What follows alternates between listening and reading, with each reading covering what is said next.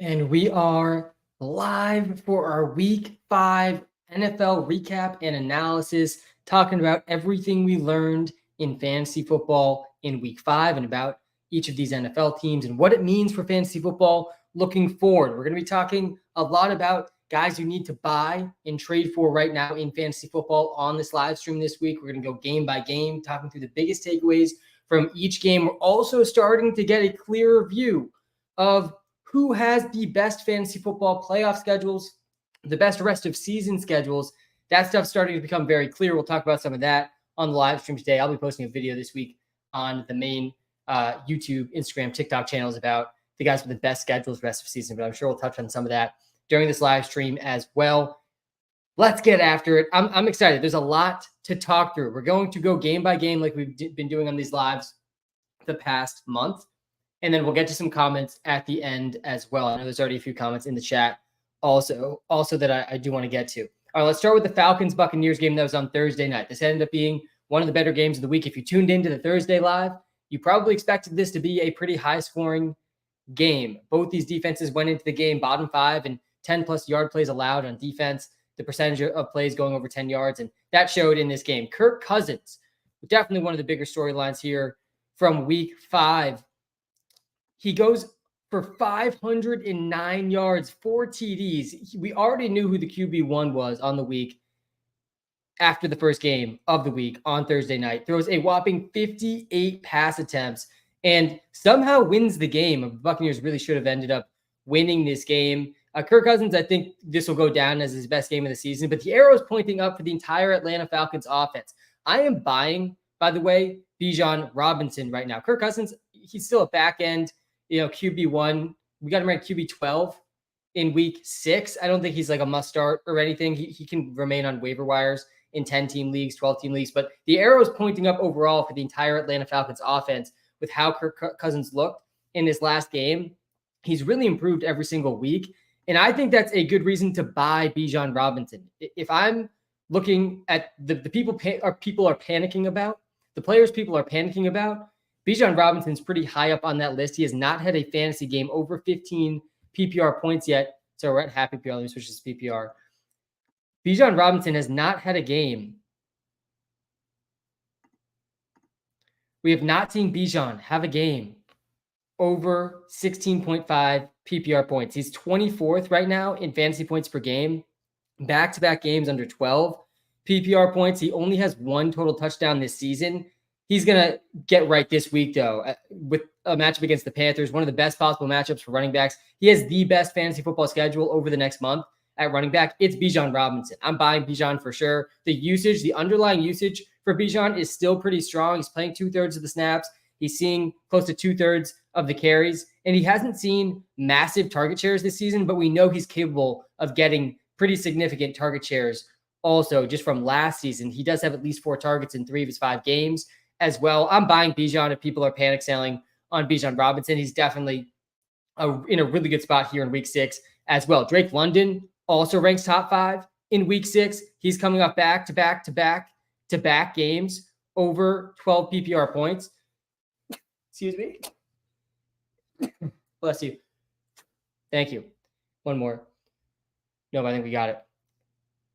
Drake London ranks top 5 heading into week 6, and he's had a really tough schedule. And his is one of the schedules too that definitely softens, specifically in the fantasy football playoffs. He gets the Raiders, the Giants, and then the Commanders. Both Drake London and Darnell Mooney for teams that are in first, second, third place, looking good for the fantasy football playoffs. I think London and Mooney are pretty intriguing buys with their fantasy football playoff schedule in the usage. Drake London goes for a 24% target share in this game. He's now over a 24% target share in 4 straight games. Darnell Mooney, though, I think is the bigger surprise. I mean, we really expected Drake London to be very good. He was a second-round pick in fantasy drafts. Darnell Mooney was a big-time sleeper. He had 16 targets in this game. I mean, an insane amount of dropbacks in this game, but still a 30% target share. He was just under 30% target share for the second time this season. He had almost 200 air yards in this game, finishes as the wide receiver 3 in week 5, and we saw the ceiling for Mooney. And honestly, with this target share, the floor is pretty solid too. This is a very consolidated offense. Darnell Mooney, Ray McLeod, and Drake London, they're playing every single snap. Kyle Pitts showed a little bit of life in this game. Still only ranks as tight end 15, though, in week 6. Not a must start. He's really still just a desperation start, Kyle Pitts. He's a hold, not a drop at this point.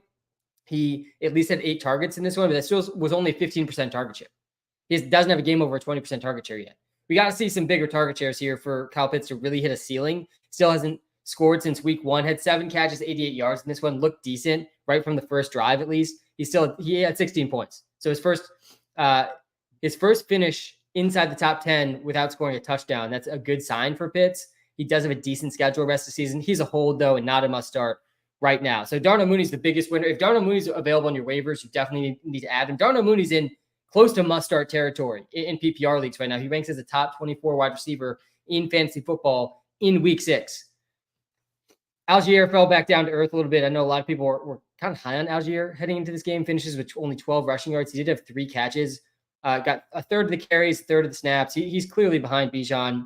Hopefully he doesn't vulture too much from Bijan here in week 6, but he's just a high upside handcuff for fantasy right now. On the other side of this game, the Buccaneers.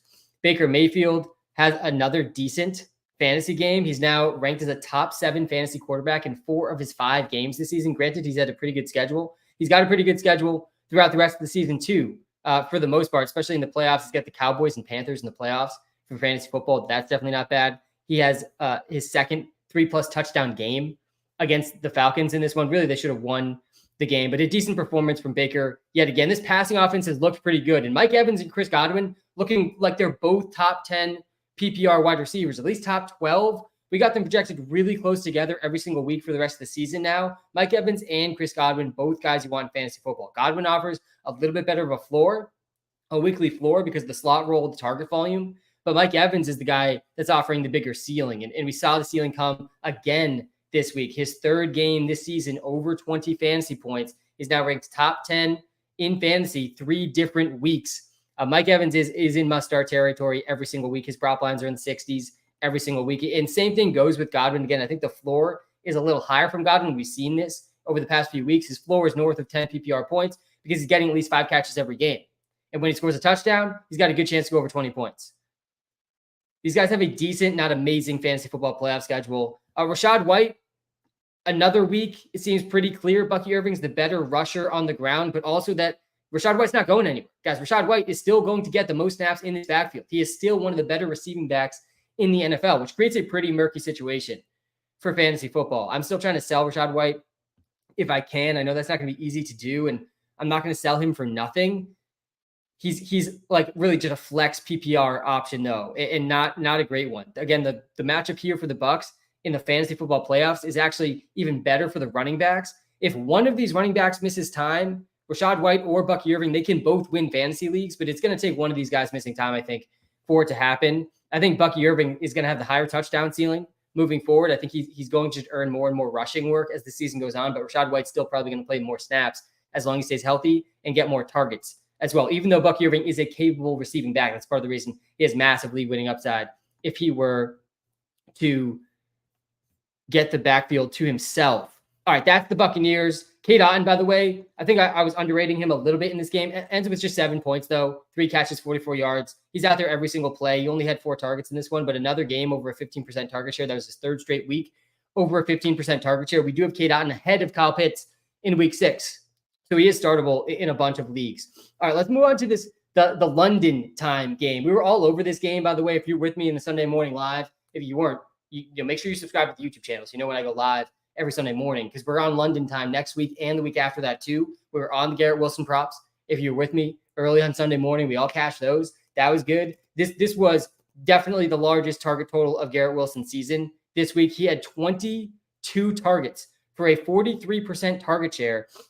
Still didn't finish as the number 1 receiver with 22 targets in this game. Had 13 catches, 101 yards, and a touchdown. Finished as wide receiver 5 on the week. I was talking about Garrett Wilson as a buy on this live stream just a couple of weeks ago. You know, looking at the first few weeks, he played 2 top 3 secondaries in weeks 2 and weeks 4 this season. He's had kind of a tough schedule. This was going to be the first really good matchup for him of the season, and he smashes.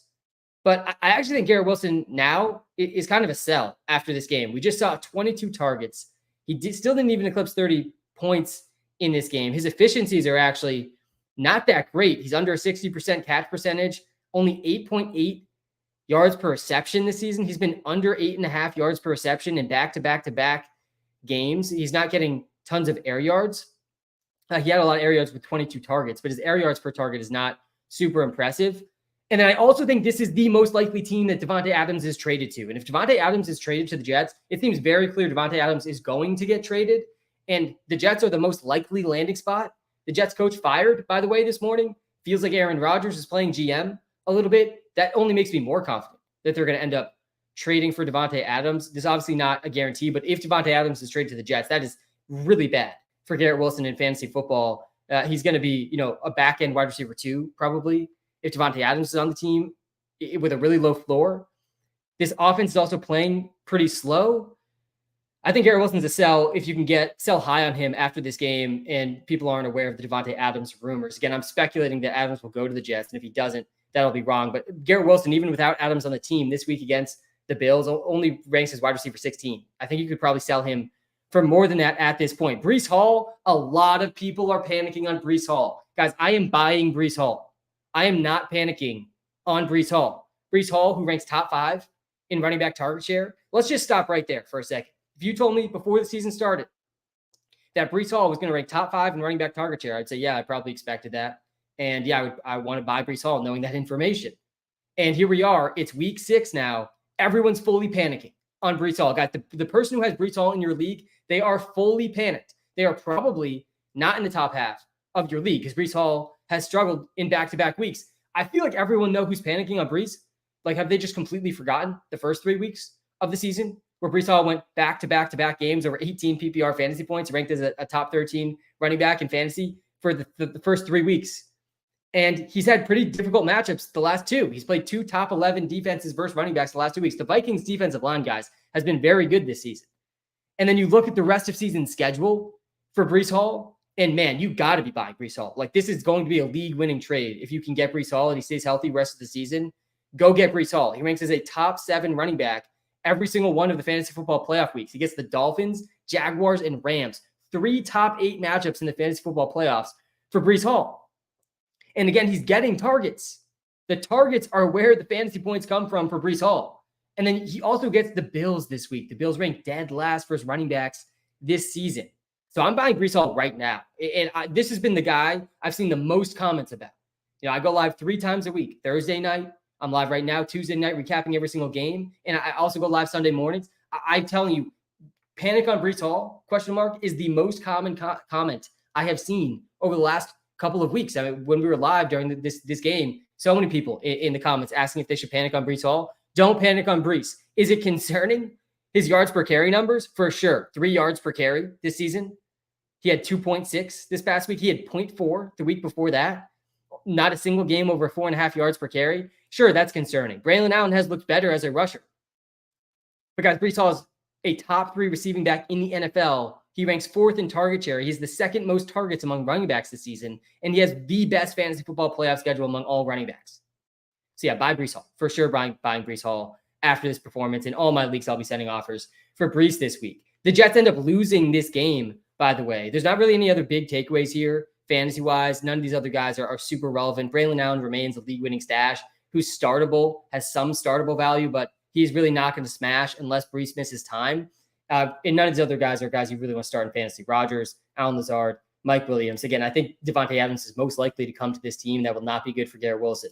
The Vikings end up winning this game. They're on bye this upcoming week. This was a huge game for Justin Jefferson. He remains a top 3 wide receiver in fantasy moving forward. He's now been over 15 PPR points every single game of the season. This is what consistency looks like, guys. He's averaging 90 yards a game, 5 catches, 90 yards, and almost a touchdown per game for Jay Jettas. He had a season-high 14 targets for a 50% target share. We've seen some crazy target share numbers this season, man, and this was one of them. Aaron Jones did get hurt in this game. Aaron Jones has a pretty rough injury history. Ty Chandler is a good ad off the waiver wire, kind of an underrated one. Haven't seen many people mentioning Ty Chandler. He hasn't done much, and they're going into the bye week. I think there's a decent chance Aaron Jones misses at least 1 game. And Ty Chandler is actually one of the better backup running backs in the NFL. He hasn't really shown it much this season, which is part of the reason I think this injury is going a little underrated. And because they're heading into the bye week, people think Aaron Jones is going to be back in week 7, which he might be. But with the history there for Aaron Jones, with the amount of injuries in time he's missed, Ty Chandler is definitely a priority, high priority add. And then also Jordan Addison showed up again in this game, but not like he did in week 4. This was against the Jets.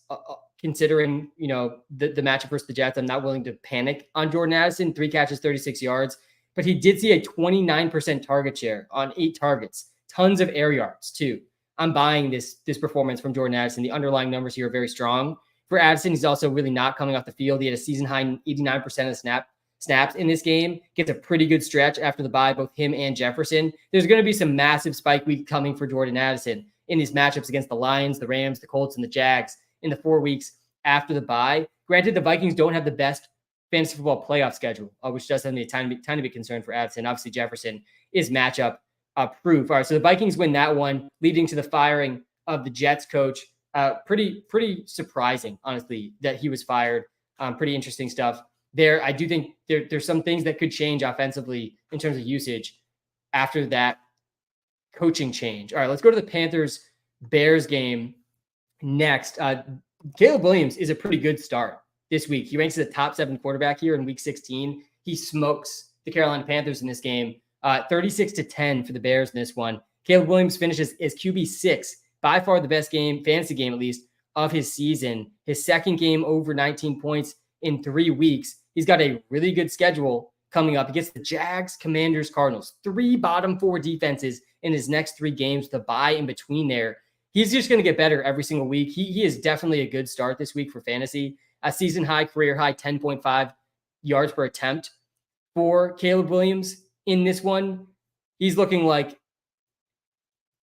what we expected from the first overall pick, at least in some of these easier matchups. I think the biggest takeaway for me, though, in this game is that week 4 was not a fluke for DeAndre Swift. Swift now has ranked top 3 among running backs in PPR leagues in back-to-back weeks. 29.5 points in week 4 against the Rams, 20 points versus the Panthers here. Obviously a good matchup for him against the Panthers. Finishes with 73 rushing yards and a touchdown. Also had 2 catches for 47 yards. So his second straight game over 110 total yards and with a touchdown. And the usage is pretty good here. Back-to-back games over 15 carries. He's got 9 targets in his last 2 games now. And he gets a great matchup versus the Jaguars this week. Another solid week upcoming for DeAndre Swift. You got to feel pretty good about him. Right now, he's playing about 2/3 of the snaps, getting about 2/3 of the backfield work. Roschon did steal a touchdown in this one.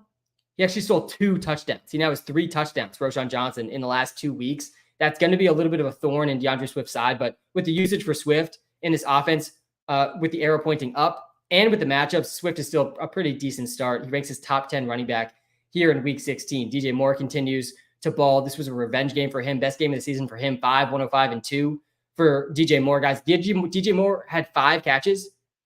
Think about this. Garrett Wilson had 22 targets. DJ Moore had 8.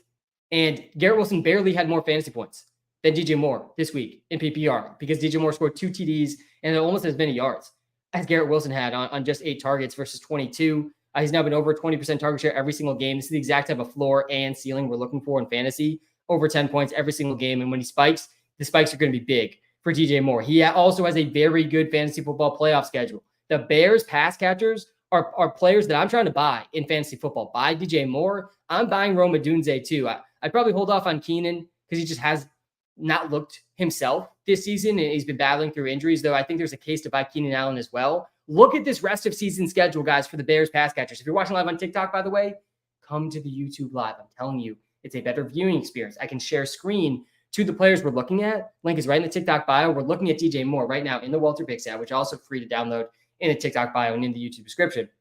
But DJ Moore has the Vikings and the Lions in the first 2 fantasy football playoff weeks. Those are 2 top 3 matchups for DJ Moore. He gets the Seahawks in week 17. The fantasy football finals, not the best matchup, but he's going to help you get there. DJ Moore and Rome Odunze, I think, are going to help a lot of people make it to the fantasy football finals this season. So yeah, I'm buying both these guys with the matchups they have. These should be high-scoring games, divisional games down the stretch here for the Bears against the Vikings, against the Lions. They're game environments that I'm very excited for the receivers. And I think there's a case to buy Keenan Allen for these reasons too. Rome Odunze in this one, he had only 9 fantasy points, but 5 catches, the second most of the season, 40 yards. And he did see over 20% target share for the second time. So that was at least encouraging. 80% snap share. And Keenan played in this one too.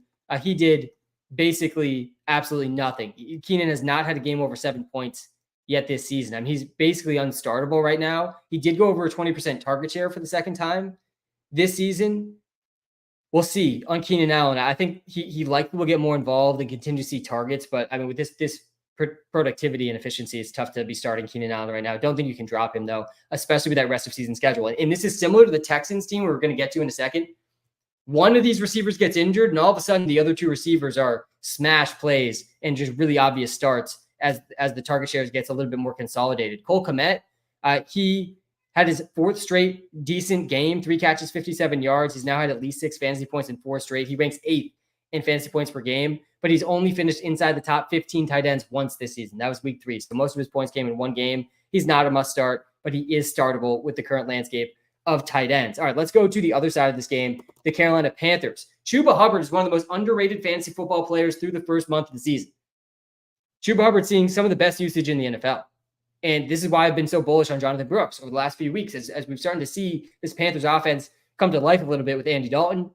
This offensive line is pretty underrated. They did lose their starting right tackle in this game for the season, which is not great for the Carolina Panthers. The Carolina Panthers have underratedly lost some of their most talented players that nobody really knows about. They lost their star defensive tackle on defense. Now they lose one of their better offensive linemen in their right tackle on offense in this game for the season. But Chuba Hubbard, man, back-to-back games, ranking as a top 8 fantasy football running back in PPR leagues, over 17.5 points in each of those games. He's out there close to 2/3 of the snaps. He's seeing over 2/3 of the carries, and the target volume has been there pretty consistently as well. He's got at least 4 targets now in 4 straight games. Chuba Hubbard's a pretty good, safe start in fantasy until Jonathan Brooks comes back. And this has me still very encouraged about Jonathan Brooks. So it does bode the question, will Jonathan Brooks get workloads like this, or will they split this workload between Chuba Hubbard and Jonathan Brooks? I am still thinking about Jonathan Brooks the same way I have way back in draft season, a month and a half ago when I was drafting Jonathan Brooks and stashing him on my IR slot.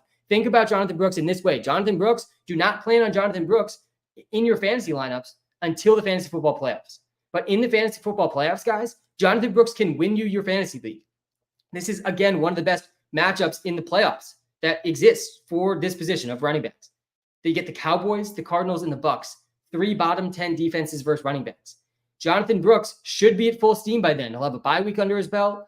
He'll likely be fully ramped up. Jonathan Brooks was the first running back taken in this year's draft class. He is the most talented running back in this year's draft class. He would have been a first-round pick had he not torn his ACL about a year ago. In I think it was his last college game that he tore his ACL in.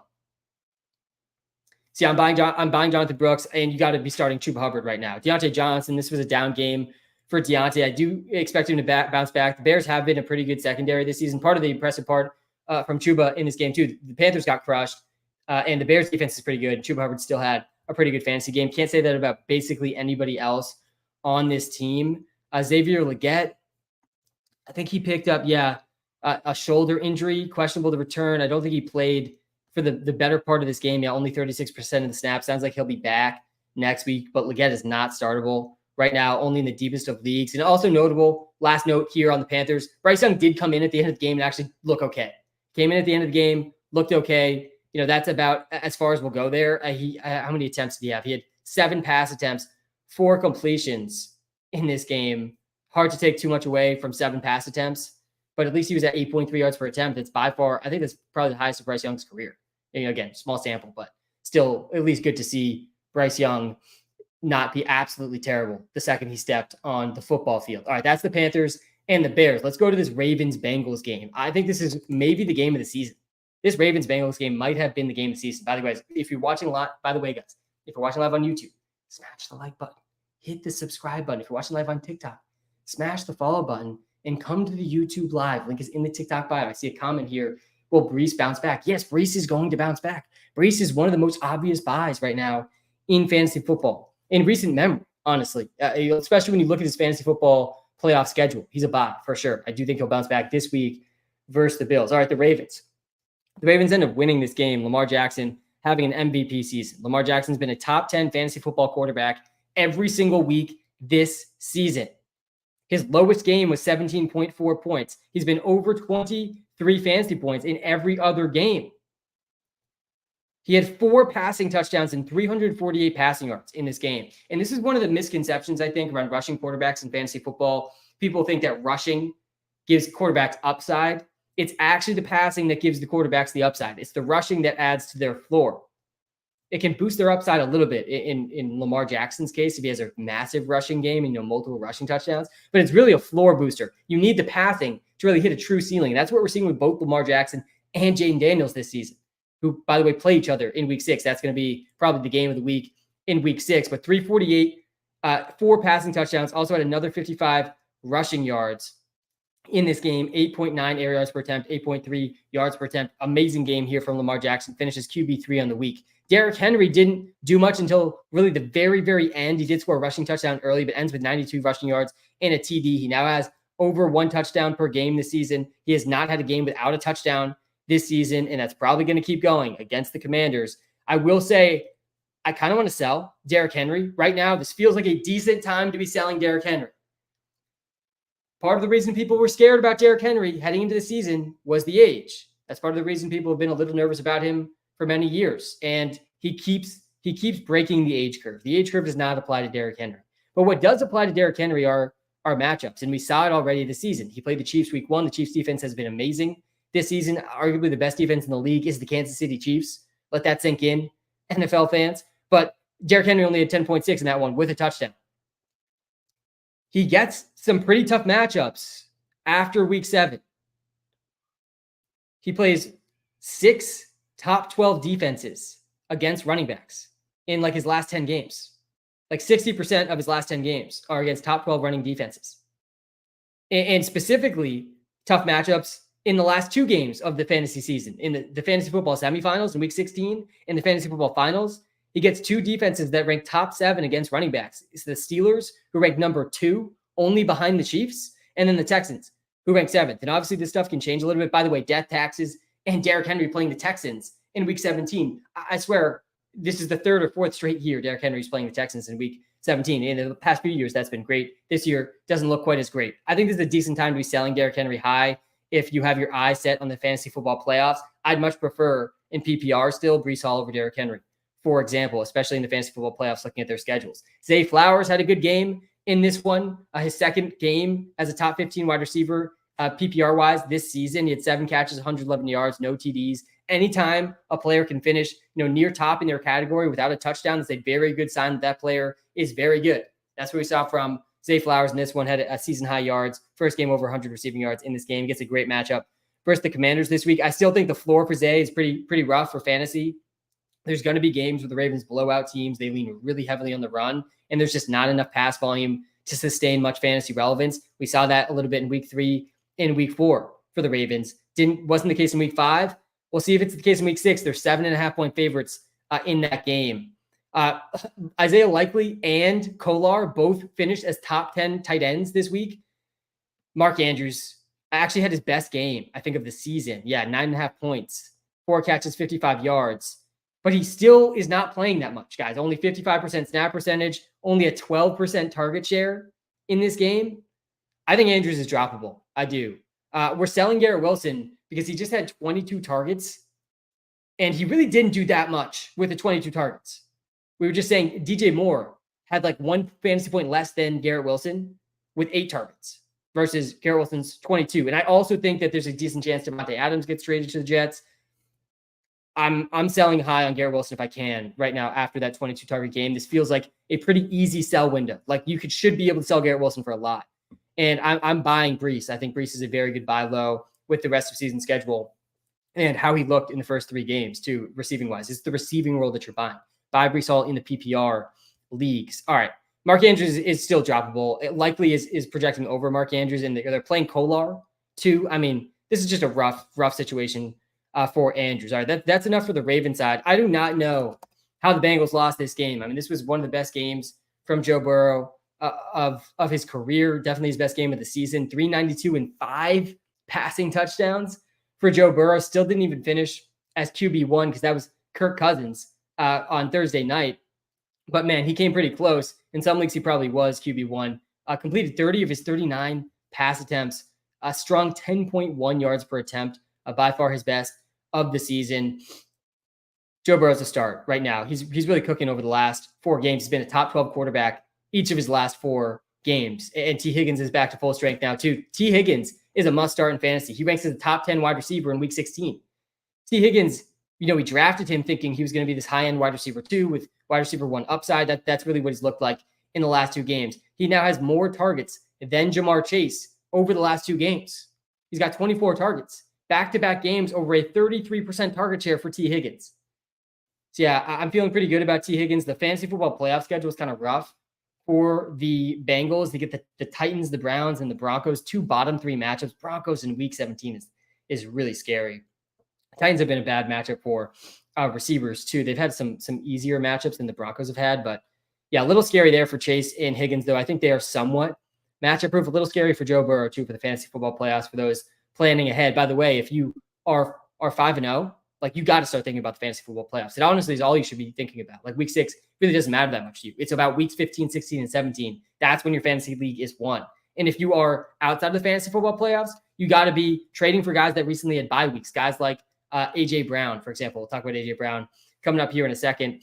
Zach Moss got hurt in this game. This was Chase Brown's, I think, best game of the season, second best game. He's back-to-back games now over 15 points. He scored 2 touchdowns in week 4 against the Panthers. And then he gets a much tougher matchup against the Ravens. I actually think this was the best running back game we've seen against the Ravens in fantasy this season.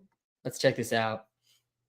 I don't think there's a single running back. Yeah, this was the best fantasy football game against the Baltimore Ravens this season by Chase Brown. He had 16.4 points, 3 catches. He scored a receiving touchdown, which is ultimately what did it. I think he's just one of a few running backs to even score a touchdown versus the Ravens. They've been pretty tough on the ground this season. Chase Brown, if Zach Moss misses this week, which I think there's a decent chance that Zach Moss hits this week, Chase Brown's probably a top 15 running back, maybe better. He's startable right now as a flex option, even without the Moss injury. I think Chase Brown over Moss rest of season at this point is a fair statement, especially with the injury that Moss is dealing with. Doesn't sound like it's super serious, but it also doesn't sound like it's nothing. So I think he could miss a week. And another huge game from Jamar Chase. I mean, he just bounces off tackles. 41 points for Jamar Chase in this game. 10 catches. He had 12 targets, caught 10 of them. Again, this is another guy. Like Garrett Wilson had 22 targets, guys, and Jamar Chase had 12. And Jamar Chase had almost 15 more points than Garrett Wilson had. 10 catches, 193, and 2 TDs against the Ravens. He's now got back. He's got 2 games finishing as a top 2 wide receiver in the last 3 games, 3 straight games over 17 fantasy points. He's rolling right now. Again, a little bit of a scary fantasy football playoff schedule, though, for the Bengals pass catchers. Do not know how they lost this one, but you can feel pretty good about the Bengals moving forward. All right, moving on to the Bills-Texans game. Some wild mismanagement at the end of the game here from the Buffalo Bills. Also, noteworthy that the hit that Josh Allen took, if you guys did not see the hit, go look it up on Twitter or go find the clip of the hit. But he took a really big hit. It almost definitely would have been a concussion for most players. I'm pretty skeptical that there was no concussion there. I don't want to speculate, on injuries that aren't getting reported, but just go watch that play. I was shocked that Josh Allen came back into this game, and I'm shocked that he is not in the concussion protocol. But, I'm glad that it sounded like he's doing okay. This was the 3rd floor game for Josh Allen in his last 4 games. He's been under 15 points now, Josh Allen, in 3 of his last 4 games. And this is a tough week to start Josh Allen. He gets the Jets. Really tough schedule for Josh Allen coming up. This is the toughest stretch of his schedule really this season. He gets the Jets, Titans, Seahawks, Dolphins, all rank as bottom 12 matchups for quarterbacks so far this season in terms of fantasy points allowed. And by the way, the Bills passing attack, they get the Jets in week 17. I'm not feeling great about Josh Allen being a league winner right now. We've already kind of seen the floor this season. He obviously has a really high ceiling. Hopefully Khalil Shakir's back this week, but the arrow's pointing way down on Josh Allen. I'd be trying to sell him for anything if I could. James Cook, this was an impressive James Cook game. 4 impressive games this season. Week 4 was a tough one in a tough matchup. James Cook, also, pretty mid just schedule in general for the Bills rest of the season, but the usage is strong for James Cook, and he's really one of the few game script independent running backs, right? If the Bills get a lead, he gets a lot of carries. If they fall behind, he's going to get a lot of targets. He had a season high 71% of the carries in this game, which was definitely very interesting and intriguing to see. There's a season high 20 carries for James Cook in this one. I do think we'll see a decent amount of James Cook on Monday night in this game versus the Jets. Dalton Kincaid, really disappointed in this one. No Khalil Shakir. I really thought Dalton Kincaid would step up in a bigger role in this game, and he didn't. And now we really haven't seen a league winning ceiling yet for Dalton Kincaid either. The schedule looks a little bit more favorable for him as a tight end rest of season, but he doesn't have a game with more than 5 catches yet. This year, he did go over a 20% target share, so he's over 15% target share now in 4 straight games, so that's not nothing at the tight end position. He's got the 8th most target share, 8th highest target share among tight ends. He ranks 12th, though, in fantasy points per game. He's still startable, but just not a super exciting start right now in fantasy. None of these other receivers did anything. They refused to use Curtis Samuel in like a real receiver role. He did have a season high 56% of the snaps and 4 targets, but he had 28 air yards, really no air yards per target. He ended up with -1 rushing yards and 1 catch for 0 yards, 0.9 points for Curtis Samuel. I mean, brutal stuff, man. Absolutely brutal stuff. All right, let's move on to the Texans side of this game. So Nico Collins scores it was like a 70-yard touchdown for Nico, and then he gets hurt. And it sounds like he's going to miss multiple weeks now. Nico Collins is week to week, which is massive news, obviously, for a team like this. Steph Diggs, Tank Dell get a massive boost with Nico Collins out. Steph Diggs, I think, is the much safer player right now, and we've seen a pretty solid floor for Steph Diggs this season. He's a must-start here in Week 6 against the Patriots, even though Christian Gonzalez is pretty good and the Pat secondary has some good pieces. They really haven't been great against in terms of fantasy points. Like, good matchup in terms of fantasy football so far this season for the Pats. Plenty of receivers have popped off against the Patriots. They ranked 26th against receivers in terms of fantasy points allowed. Diggs is now over 15% target share every single game this season. That's what I'm talking about when it comes to a high floor. And he's been over 22% in 3 straight games now. This Steph Diggs prop was a great one. The receptions line in this game, revenge game versus the Bills, doesn't have a ceiling game, but definitely a floor one. Like, the floor for Diggs is basically what we saw in Week 5, 14 points. And this is about as good as it gets. And then Tank Dell, hopefully we see a better ceiling for Tank Dell and floor with Nico out. But he's not looked himself really this whole season. He played his normal amount of snaps that we've seen him play after coming back from the Week 4 injury. He missed Week 4 with some really like some bumps and bruises. He was kind of just like sore, I think, from that Week 4 game. I don't even think it was like a very specific injury.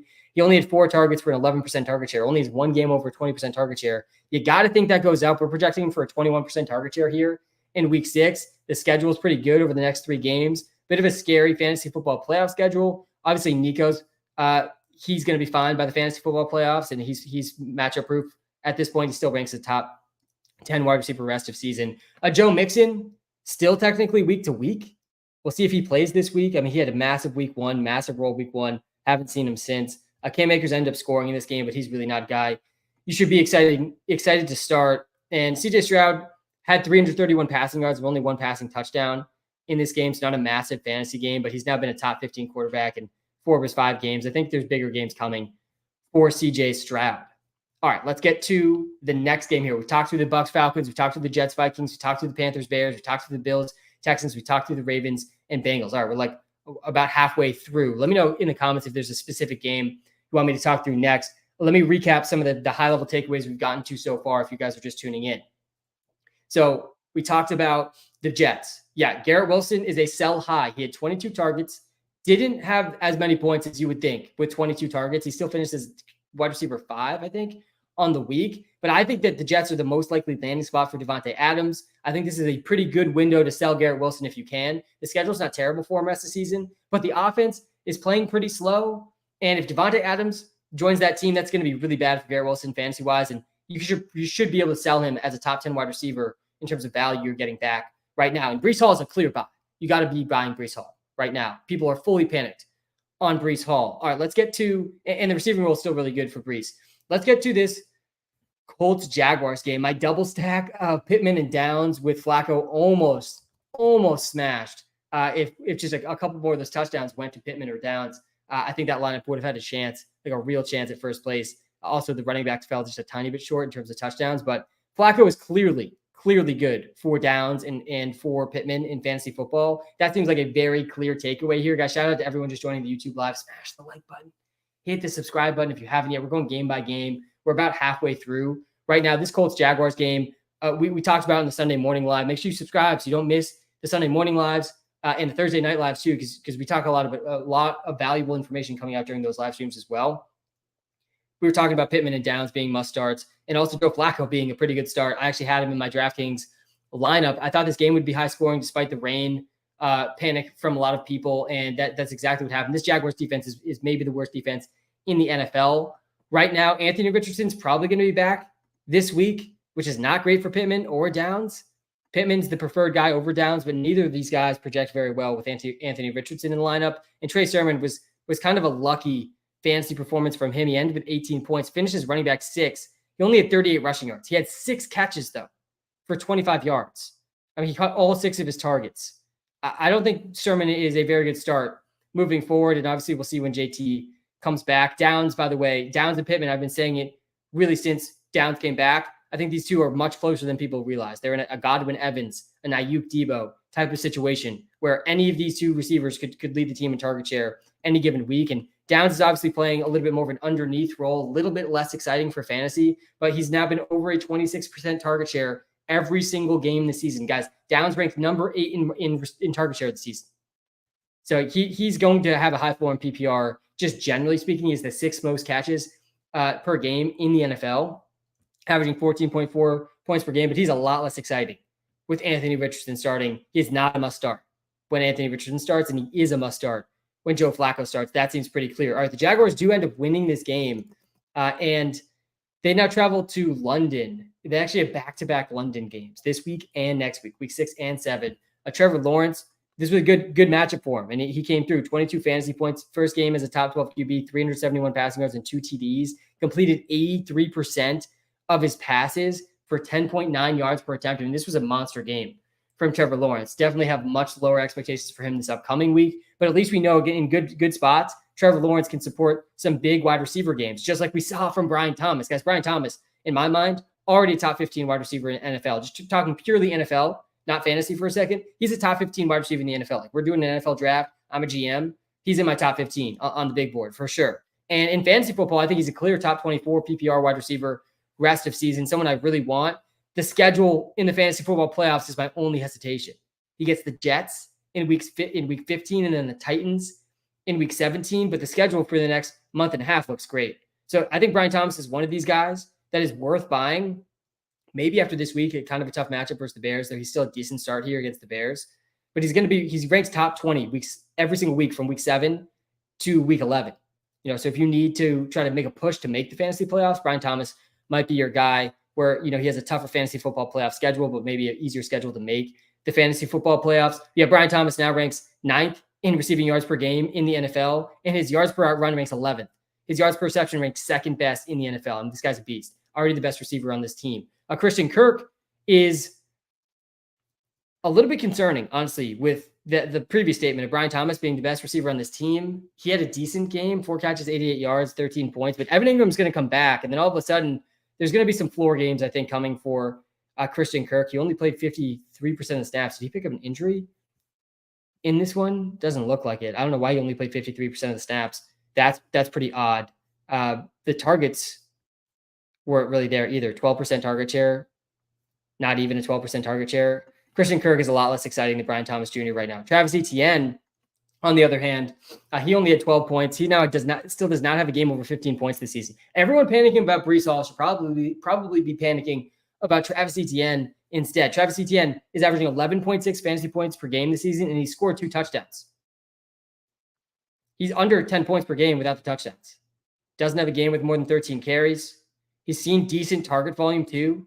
Like, the targets and the receptions are really what are saving him in fantasy. He's been really inefficient. Tank Bigsby looked better than Etienne in this game. This is a little bit of a Rachaad White and Bucky Irving situation here in Jacksonville, where Etienne is the starter. He got banged up in this game. Will be okay after a shoulder pop, which is why they said they played Bigsby more. But Bigsby also has just looked better than Etienne for most of this season, really. And this was a very good game from Tank Bigsby, guys. Tank Bigsby was the running back 1 this week. Definitely an ad. I mean, he's been a recommended ad for weeks now. If you're listening to the Walter Picks app transactions, or you're listening to these live streams every week. But 26 fantasy points, 101 yards and 2 TDs, had a catch for 28 too. He definitely has league winning potential if ETN misses time, and we just saw it here in week 5. Not the best schedule, though. Not the best schedule for the Jags running backs down the stretch. They get 4 bottom 12 matchups, 2 matchups against the Titans in there, who have not been the best matchup for fantasy. Get the Jets and the Texans, too, down the stretch of the season after their bye week, and the Vikings and the Lions before their bye, too. This might be a decent time to try to sell both ETN and Bigsby, just looking at that schedule. Hopefully Evan Ingram comes back this week. We do have him projected back this week in that London game. All right, going on to the Dolphins Patriots game. I've been saying for a while, I think that, let me go to this, that Tyreek Hill has been a buy for me in fantasy. This is honestly just becoming more and more clear every single week that you need to be buying Tyreek Hill. Like this is it, guys. I think this is pretty much the last point in the season right now to try to win your league and buy Tyreek Hill. Hear me out on this one. Tyreek Hill was picked in the first 6 picks of every single fantasy draft this year. And the reason for that, go back to last season or the season before that or the season before that. Last season, Tyreek Hill averaged 23 fantasy points per game. That was second most among receivers. The year before that, he was at 20 points per game. That was third most among receivers. So back-to-back seasons in 2023 and 2022, over 20 fantasy points per game. This season, in week 1, with a healthy Tua, 26 fantasy points for Tyreek Hill. And he actually missed 1 long touchdown in that game. He should have had over 30 points in that game. Then Tua gets hurt in week 2, and he hasn't been over 15 points since. Guys, Tua is likely to come back in week 8 or week 9. I think we're projecting him back in the Walter Picks app, back week 8. That seems pretty likely at this point. It feels like it's still not getting fully priced in. It feels like that initial reaction to the Tua injury, which I understood. I was at that game. It was a bad hit. I also thought Tua should consider retirement. But it seems like he's not, guys. And it seems like he's likely to return in week 8 or week 9. And when he does, Tyreek Hill is instantly a top 5 wide receiver with the potential to be the wide receiver 1 overall in fantasy football. And then you also look ahead a little bit at the rest of the season schedule. He's got a lot of green on the schedule. Not the scariest fantasy football rest of season schedule out there. He's on bye this week. If someone's struggling with Tyreek Hill, a lot of teams with Tyreek Hill are struggling, and you are likely to make the fantasy football playoff, you got to get aggressive. You got to make some trade offers for Tyreek Hill. Similar thing goes for Jalen Waddle, just to a slightly lesser extent, a little bit less of a league-winning ceiling for Waddle. This was his second best game of the season. He's been under 10 points every single week. He has exactly 4 catches every single game since week 2. But similar story with him, really. I think he's also a buy, just a little bit less of the league-winning upside. Achane gets hurt in this game. Mostert came back and looked pretty good. Arrow's definitely pointing a little bit down for Achane. And they also have a kind of a scary running back schedule in the fantasy football playoffs. Not going to be easy to sell Achane. Achane should come back in week 7 because his injury was a concussion, and they're on bye this week. But it's not great that Mostert looked good. This was, Mostert looked bad in week 1 before his injury, came back for the first time since that in week 1, and he looked pretty good. He had a 4.2 yards per carry and had a bunch of carries, 80 total yards in this one, and led the backfield in carries. I do think he'll remain pretty involved. The Dolphins do have a pretty good running back schedule after the bye for their next 5-6 games. So you don't need to sell Mostert, Achane necessarily right now, but the playoff schedule is not looking great. I think Achane and Mostert, they're both holds. And Jalen writes an ad if Achane were to miss time. But again, I don't think he's going to miss any games. And it is noteworthy. Tyler Huntley did look a little bit better in this game. The Patriots, they're going to be starting Drake Maye in week 6. As a Pats fan, I'm very excited for that one. Let me pull this up here in the start sit tool. Look at the Pats. There's not much noteworthy about the Pats here other than, really meaningless that Ramondre Stevenson wasn't starting in this game. That was really, we said this on the Sunday Morning Live, just a ceremonial thing. He didn't get the first snap. That was about it. Ramondre Stevenson still dominated touches in this backfield, finished as a top 5 running back. Best game of the season in terms of ranking. 19 points is his third game of the season, over 15 PPR points, his third game with a touchdown as well. He had 4 catches, only for 3 yards though. But yeah, he had his second highest rush share of the season, guys, 63% rush share. He played 47% of the snaps, pretty consistent with the last couple of weeks. Nothing really changed in his role. He has a pretty good fantasy football playoff schedule too. Drake Maye starting. Maybe this will lift the ceiling of all of this offense. I kind of think it will. I think the ceiling is higher for all of these Patriots players with Drake Maye starting. Mario Douglas, he was the wide receiver 1 again, I think. This week, 11.9 points. Kendrick Bourne barely played, and also KJ Osborne was out in this one, so tough to read into any of the numbers for the receivers super closely in week 5 because it's all a little bit in flux with Osborne coming back, Bourne still getting ramped up. None of these receivers still are very startable. Antonio Gibson took a bit of a backseat in this one. He still saw some work, six carries, 1 target. I finished with only 6.6 points, though. A little bit disappointing outcome here for Gibson with the reports before the game. Not much else to talk about here. Hunter Henry's really not a start. He had 1 good game this whole season. All right, let's go to the next game here. The Browns-Commanders. I mean, one of the clear takeaways, it feels like every single week, Deshaun is just so cooked. He's complete toast. Deshaun is, every week, it's like, maybe this is the game. Deshaun turns it around. He's had several really good matchups. He played the Jags and the Cowboys and the Commanders, all bottom 10 defenses versus quarterbacks this season. Didn't go over 17 fantasy points against any of those teams. The Giants, he only had 16.4. That was his best game of the season. Deshaun now is dead last in yards per attempt. He ranks 33rd. Guys, there's only 32 teams in the NFL. Deshaun ranks 33rd among qualifying quarterbacks in yards per attempt. 4.8 yards per attempt. These are like rushing numbers in his passing averages. He's been under 6 yards per attempt every single game. He had 54% completion percentage this week against the Commanders secondary. It's not all Deshaun. I think some people are overlooking that it's not all Deshaun. This is one of the, if not the worst offensive line in the NFL right now, but it is also Deshaun. I don't think we can just explain this away for the offensive line either.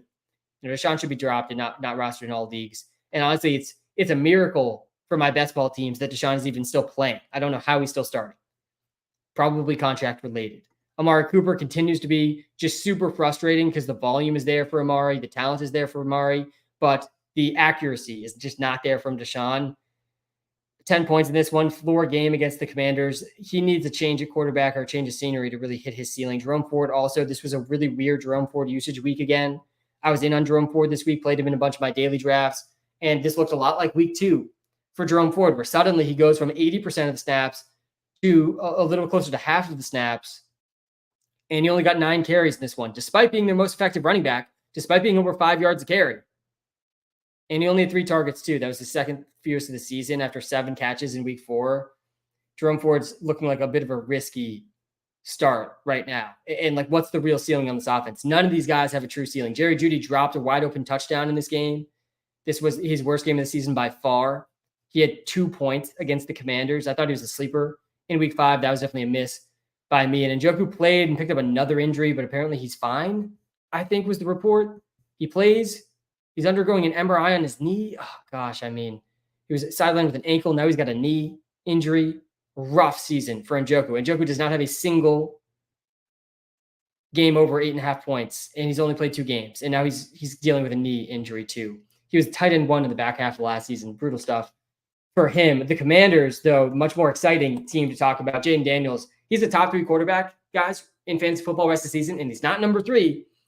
And he arguably isn't number 2 either. I mean, it's him and Lamar, and they play each other this week. Those are the top fantasy QBs right now. Jaden Daniels is absolutely balling, guys. He's number 1 in quarterback carries per game. He also leads the NFL in completion percentage. He's 77% completion percentage. He's 8.7 yards per attempt. He has the most rush attempts among quarterbacks, the most rushing touchdowns among quarterbacks, and he's balling in the passing game. He now has 4 games over 20 points. He's now been a top 15 quarterback every single game of his career for fantasy football. This guy was built in a lab for fantasy. I'm really excited to see him against the Ravens this upcoming week. Terry McLaurin, he had another decent game here, 112 receiving yards, 1 big catch, fell just short of a touchdown, which would have been a much bigger day for McLaurin, but he's definitely a pretty decent start.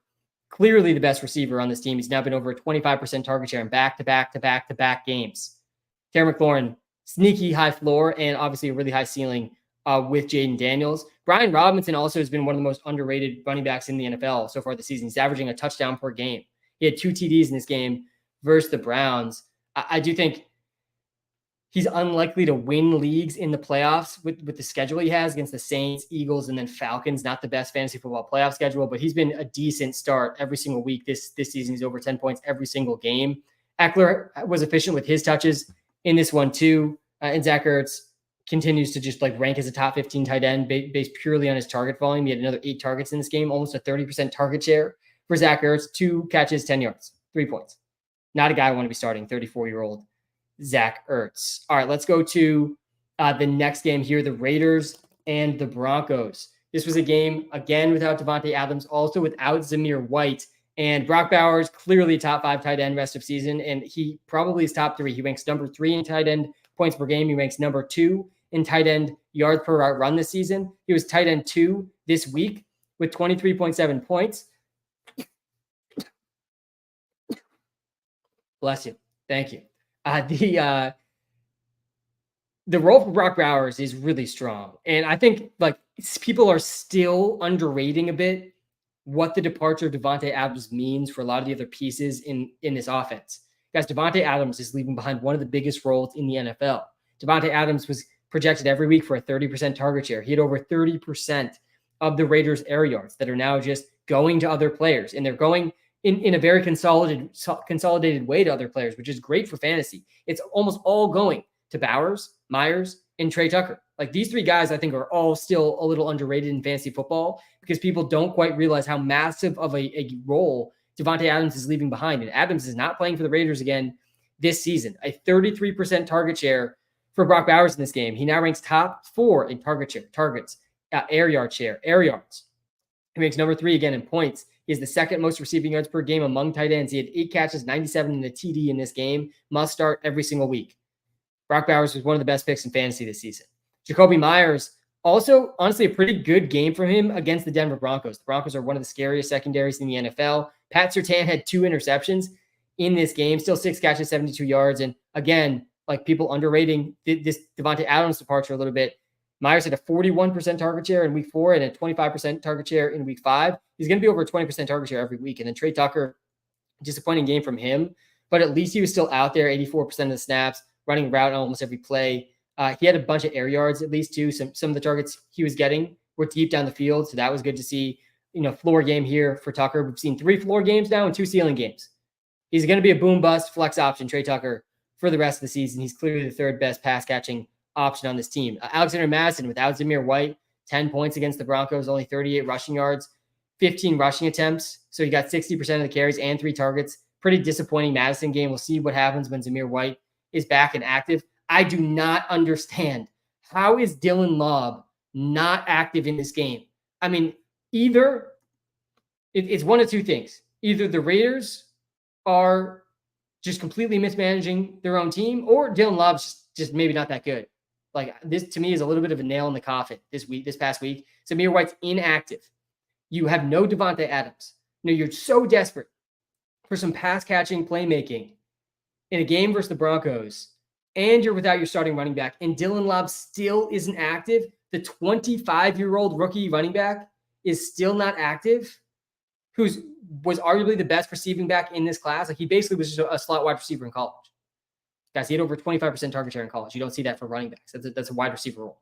Granted, he played at New Hampshire. But yeah, I mean, that was super disappointing to see Dylan Lobb not even active. Pretty surprising. Doesn't make that much sense to me, but doesn't seem great for Dylan Lobb. Also, Gardner Minshew got benched in this game. Aiden O'Connell came in. Do you think we see Aiden O'Connell this week? Tough matchup versus the Steelers. Obviously not startable. But I think both these guys should be able to sustain some fantasy relevance for Bowers, Myers, and Trey Tucker. I kind of prefer Gardner Minshew for fantasy, but it could be pretty comparable. I think it likely will be pretty similar between the 2 guys. They end up getting crushed by the Broncos. Bo Nix had his best fantasy game of the season. He ranked QB 8 on the week, 23 points. He had 2 passing touchdowns and a rushing touchdown. His rush share, guys, has been pretty good. Over a 15% rush share for Bo Nix in every single game. Had 8 carries. 2nd game in 3 weeks where he had at least 8 carries for Bo Nix. That was good to see. Obviously, the Raiders are not the scariest matchup, but definitely encouraging week here for the Broncos offense and for Bo Nix. Javonte Williams continues to be a little underrated in fantasy football. He now has at least 4 catches in 3 of his last 4 games. First week this week, finishing as a top 12 running back. He had 16 points without a touchdown. Again, anytime you're finishing as a top 12 player in your position without a touchdown, that's a very good signal you are a good player for fantasy football, because if the touchdown was there, all of a sudden you're top 5. And the fact that you can get there without a touchdown just makes it much more likely you're going to get those games more frequently. Had a season-high 23% target share for Williams. A lot of targets to the running backs in this game. We went into this season thinking the Broncos would throw to the running backs the most in the entire NFL, because they did last year, and they did the year before that too. And this week seems like they might be shifting back towards a lot of targets to the running backs again, which is definitely exciting for Javonte Williams, who really has become a little bit of a workhorse back in this backfield. 13 carries, 6 targets in this one. Another game, back-to-back games with 19 opportunities for Javonte. Courtland Sutton, floor game for him, 2 catches, 32 yards. Definitely a disappointing one. It was his lowest target share of the season, still at second lowest target share of the season at 19%. There's just still no real ceiling for Courtland Sutton in this offense. Not a guy I really want on my fantasy teams. Nothing else really of note. Troy Franklin dropped an open touchdown. That was also not great for him. But the Broncos steamroll the Raiders 34-18 in this one. All right, let's go to the Cardinals game next. We got only 5 games to go. All right, we got the Cardinals game here. I mean, the 1 week I'm not playing Kyler Murray in the daily drafts. The 1 week he gets the 50-yard touchdown, finishes QB5 on the week, 25 points, his best game since week 2, and kind of a tough matchup versus the 49ers. Big win for the Cardinals versus the 49ers in this one. Not a huge passing game from Kyler, but a massive rushing one. 83 rushing yards and a touchdown on the week for Kyler. Finishes again top 5. Again, not the best passing game for him, not the best matchup, but Marvin Harrison Jr. definitely felt that. 5.6 points, second floor game of the season for Marvin Harrison, first one since week 1 for Marv. He's going to be more of a boom bust wide receiver too, guys. Marvin Harrison Jr. They're not going to game script him massive volume every single week. He still had 7 targets, 23% target share, which was encouraging. Just didn't convert them. Also, the air yards were there for Marvin Harrison. I'm still starting Marvin Harrison Jr. this week for sure. Still think he's a must-start, top 20 wide receiver. But he's not this top 10 wide receiver you thought he was going to be when you drafted him. I mean, his biggest games also came in some great matchups. He's got a really tough schedule. One of the toughest wide receiver schedules. This actually might be the toughest wide receiver schedule in the NFL over the next 5 weeks. He plays 4 top 8 secondaries in the next 5 weeks. If you are trying to make the fantasy football playoffs, sell Marvin Harrison Jr. This is one of these clear ones. Honestly, looking at the schedule, this is a very good example. Looking at the schedules here, rest of season. Again, if you're watching live on TikTok, guys, come to the YouTube live. Link is in the TikTok bio. But the Marvin Harrison Jr. He plays 5 top 8 secondaries in 5 of his next 6 games, plus a bye week. These are not games that are going to be great for advancing to the fantasy football playoffs with Marvin Harrison Jr. starting lineup. But then you look at the playoffs and he gets 3 top 10 matchups. Patriots, Panthers, Rams. Especially that Rams game. We already saw a massive game against the Rams for Marv. So he could definitely win leagues down the stretch, but it might be tough if you're already, have a losing record on the outside looking in. I'd be looking to trade Marvin Harrison Jr. low if you can. Trey McBride, he might be tight end 1 this season, guys. He had a massive role in this game. He played a season high 88% of the snaps. He had a season high 30% target share. His 3rd game this season with at least a 28% target share. Look at this. Guys, Trey McBride on the season, in terms of per game numbers, he ranks 1st in targets. He ranks 1st in target share. He ranks 1st in air yards. He ranks 1st in the percentage of his team's air yards. He ranks 1st in every single volume category that matters. I want to be buying Trey McBride if I can. He's not going to be the easiest to buy, but guys, Trey McBride has not scored a touchdown yet. So clear buy, if you just think about it that way. Let me say this more succinctly. Buy Trey McBride. He leads in targets, target share, air yards, and air yard share per game this season, and he has not scored a touchdown yet. And he has one of the best fantasy football playoff schedules of all tight ends. So yeah, I'm buying Trey McBride. Trey McBride is going to win fantasy leagues this season if he stays healthy. He ranks as a top 5 tight end basically every single week for the rest of the season. Extremely high floor, and we have not seen the ceiling yet for Trey McBride. Very, very bullish on him rest of season right now.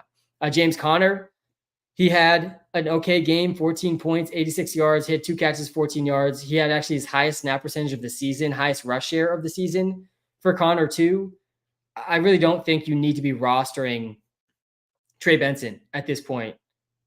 He's probably still the handcuff, but him and DeMarcado are probably going to split the backfield a little bit if James Conner ever went down with injury. By the way, James Conner has missed a game every single year of his career. There's never been a season for James Conner, who's about 30 years old now, where he hasn't missed at least 1 game. That's part of the reason I was in on Trey Benson during the draft season. Obviously, I'm purely speculating there that he'll miss time. But yeah, Trey Benson didn't get a single snap in this game. He's not rosterable. DeMarcado's playing well ahead of him. Michael Wilson continues to be, by the way, much better, much better than Greg Dortch for fantasy. He's seeing actual air yards, deep targets down the field, another 95 air yards for him in this game. He led the receivers, I think, in fantasy points in this one. Let's see what the role for Dortch was. Yeah, 1.7 points for Dortch. He actually only played 40% of snaps. I don't think he picked up an injury on this one. No, he didn't. I don't think. All right, that's it for the Cardinals. And on to the 49ers. Definitely some very clear takeaways here for the 49ers too. Brandon Ayuk with the bazooka. He's all the way back, guys. Ayuk and Debo, Mike Evans and Godwin, Josh Downs, Michael Pittman. These guys are all, 1A, 1B receiver situations where any given week, either of these guys can finish number one at their respective positions, and they're both going to project really well. Pittman and Downs a little bit different, assuming Flacco's playing, but if not, they're not quite in that same tier as these other guys. But best game of the season for Ayuk by far, 8 catches, 147, no TDs. Another player has not scored a touchdown yet this season, which does create a little bit of a buy low opportunity still for Ayuk. A little bit tough to buy low after this game, though. He had 12 targets, 8 catches, 147, season high, 37% target share. He's now been over 30% target share in 2 of his last 3 games. Ayuk's a must start right now in fantasy, almost regardless of the matchup.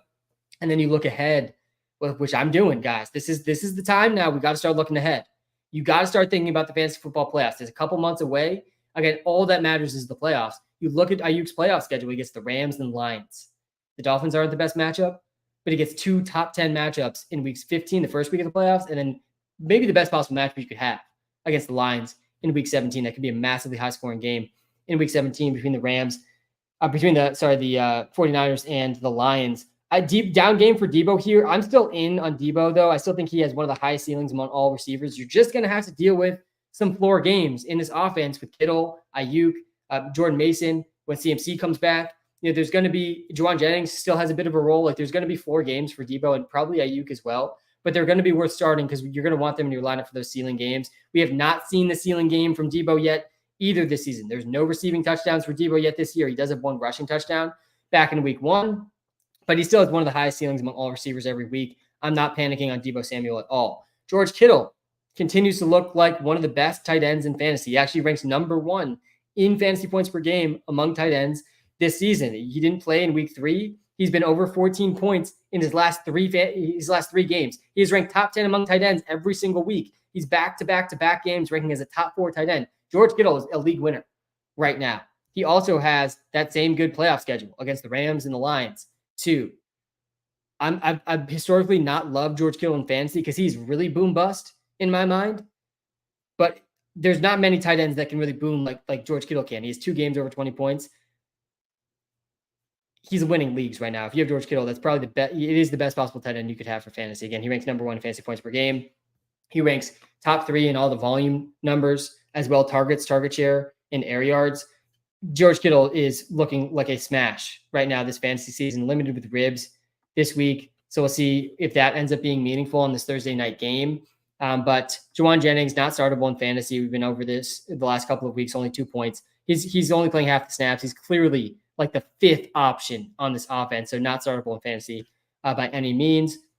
Grendo did get a little bit of run in this game, 14% snap percentage, tied to season high, 19% rush share, 5 carries. Both those were season highs. Didn't do anything with them, but notable that he's the backup running back on this offense if anything were to happen to Jordan Mason. Jordan Mason had a good game also. Didn't score a touchdown in this one, but still at 89 rushing yards. Still really strong volume numbers. He still is top in the league in carries and rushing yards. He's in the top 3 of both those. Let's go to so the 49ers lose this game by 1. 2 games now they've lost in the division just slightly against teams much worse than them, the Cardinals and the Rams. I think they were favored by at least 7 points in both those games. All right, let's go to the Packers and the Rams game. Speaking of the Rams, the Packers game here, Dontavian Wicks, one of the biggest busts of the week in terms of his outcome. Only 4 points for Wicks, 2 catches, 20 yards. But the usage was actually really strong for Dontavian Wicks. Like if you had told me before the game he's going to get a 28% target share and over 40% of the team's air yards, I would have been all in on Dontavian Wicks, and it doesn't come to fruition. He did have some drops in this game and really some close, deep targets as well. I'm really not panicking on Wicks. I think the ceiling is still going to be there, though. Clearly the floor is going to be kind of low for Dontavian Wicks. It does seem like Dobbs is going to be back next week too, which definitely lowers my excitement for Wicks a decent amount. We do have Dobbs projected ahead of Wicks here in week 16. I think Dobbs will be back. Jaden Reed, it was a floor game for Reed, 13.7 points. This is a strong floor.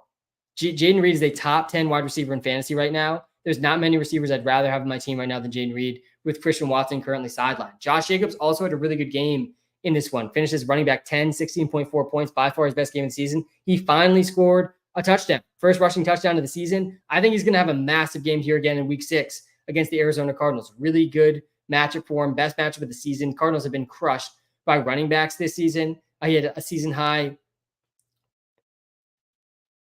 not a season high, week 2 he had 32 carries, but he had 63% rush share, 19 carries, really strong usage. Not even a super efficient day, but it doesn't matter if he's going to get that type of volume in these types of matchups. Feel pretty good about Josh Jacobs right now. Tucker Kraft also very noteworthy from this game. Tight end 1, Tucker Kraft, in back-to-back weeks. Tucker Kraft needs to be rostered in 100% of fantasy leagues. He is definitely startable this week. He is clearly ahead of Luke Musgrave, who's dealing with an injury, but this is not injury-related.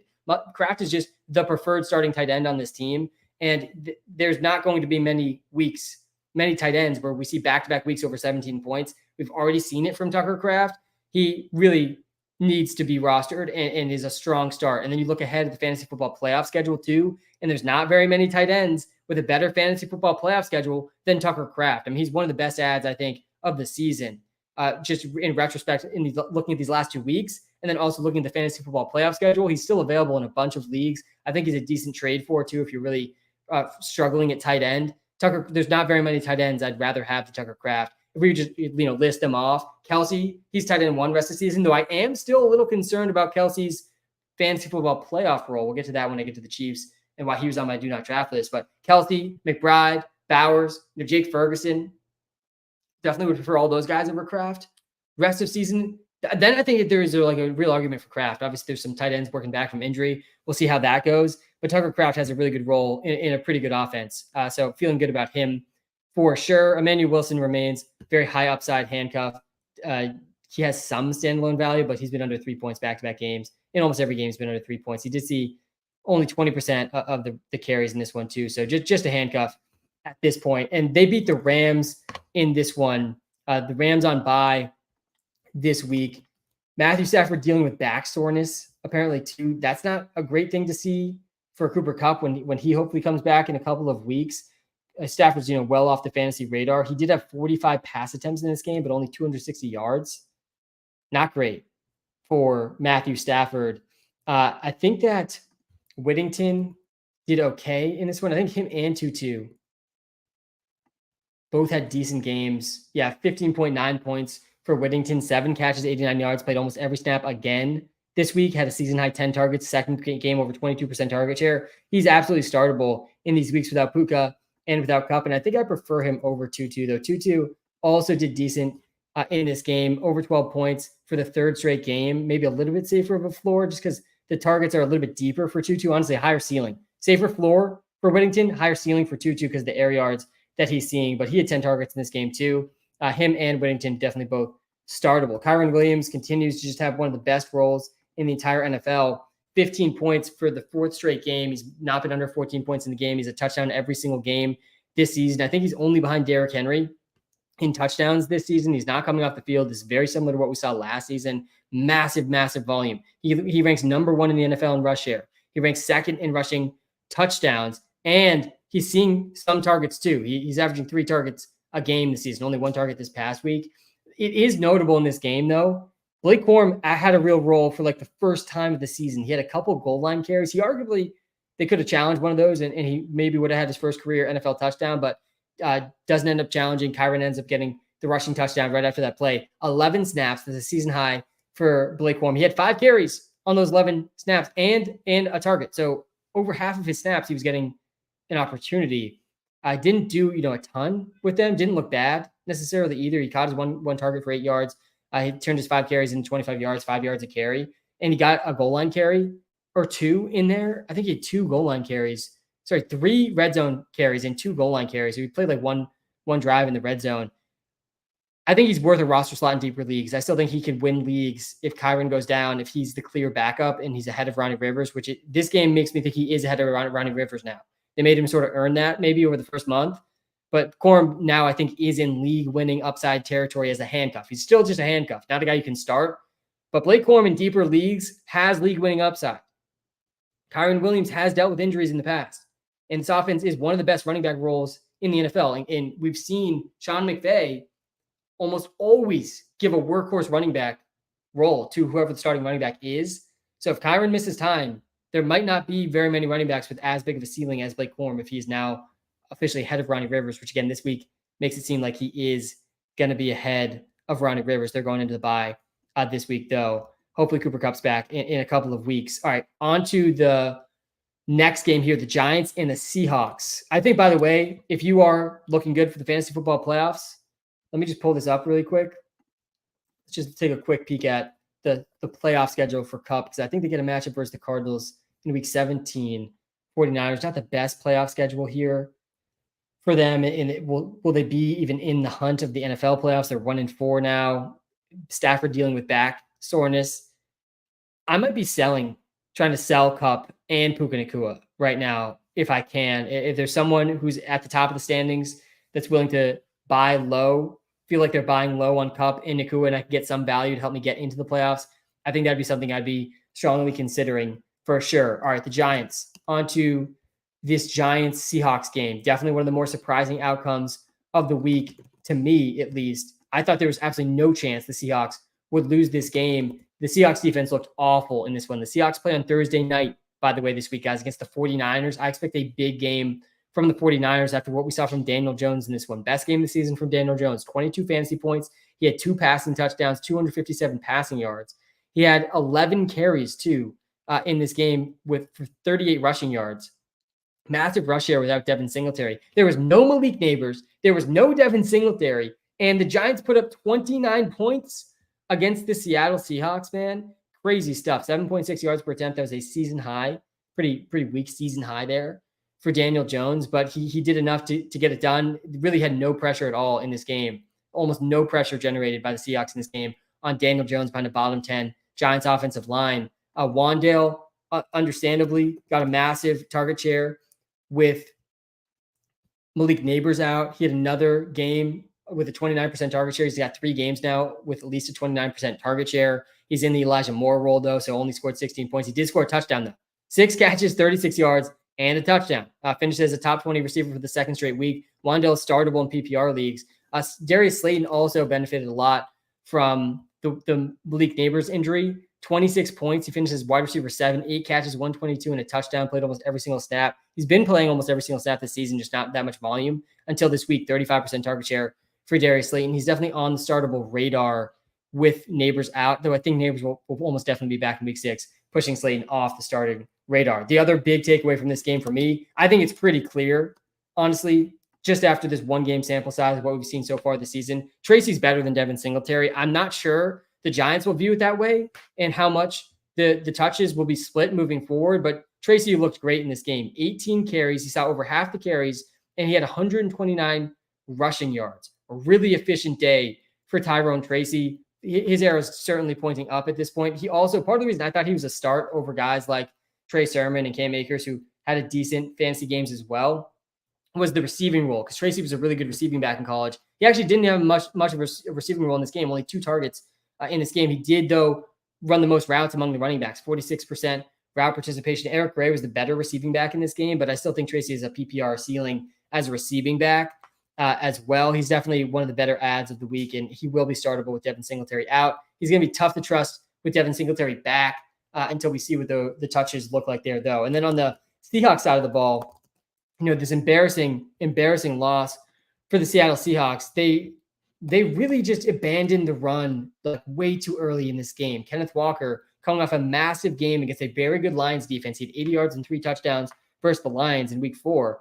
On Monday Night Football, he averaged a 6.7 yards per carry against the Lions, only 3.8 against the Giants, but he only had 5 carries. They only gave Kenneth Walker 5 carries in this game. He had 7 catches, though. That has to be a career high for Kenneth Walker. He ran 29 routes, by far the best route participation we've ever seen from Kenneth Walker. The rush share was pretty evenly split between him and Char, but then also Geno. But again, he only had 5 carries, so it's tough to look much into the rushing stuff in this game. But the receiving role was really strong for Kenneth. He's a must start for sure in week 6 versus the 49ers. Feeling very good about him. DK Metcalf, he didn't keep his 100-yard game streak going, only 55 yards in this game, 4 catches, 55 yards. Did still see an 18% target share. That's really the floor for Metcalf. It was a floor game for a lot of guys in this offense Jackson Smith and Jigba, he caught a touchdown, but only 31 yards on 4 catches, only an 18% target share for him too. And Lockett continues to be kind of annoyingly involved for everyone in fantasy with JSN and Metcalf. He also had a 15% target share in this game as well. Jake Bobo had some targets in this game also. I mean, when they spread the ball around this much and they don't have a big passing game, multiple of these receivers are going to end up disappointing. But yeah, Metcalf is definitely still a good start against the 49ers. JSN still top 30 receiver, and Lockett at an okay flex option. Charbonnet, one of the better handcuffs in fantasy with some standalone value. He had 2 carries in this game, also had 5 targets, tons of targets to the running backs in this game. That's it for the Seahawks. All right, we got 2 games up. We got the Cowboys Steelers, and then we got the Saints and Chiefs. Let's go to this Cowboys game first. CeeDee Lamb, a down game here. The Cowboys end up beating the Steelers. He had 11.4 points. He now has been under 20 points, CeeDee Lamb, in all but 1 game this season. CeeDee Lamb ranks 22nd in receptions. He ranks 19th in targets per game, only 35th in target share, only a 22% target share. I'm still in on CeeDee Lamb rest of season, though, because you look at the schedule for CeeDee Lamb, you got the historical production from CeeDee Lamb, and he's also on a team that's willing to throw the ball at volumes that other teams in the NFL just aren't willing to go to. Like he's going to be in some insane pass volume games, and we just haven't really seen the type of volume and consistency we sort of expected heading into the season. I expect that to change, though. Like he's run the 9th most routes in the NFL, which is definitely encouraging. And he's through the toughest part of his schedule, guys. Now, the Steelers ranked top 10 against receivers. The Saints ranked top 12 against receivers. That was, the Steelers, this was his second worst game of the season. The Ravens just were torched by Jamar Chase and T. Higgins. That's maybe a bit concerning, but I think he's going to be a massive blow-up game for him here in week 6 against the Lions, who have been dead last versus receivers in terms of points allowed in fantasy this season. So yeah, I'm still holding or buying CeeDee Lamb, not selling. It's tough to sell low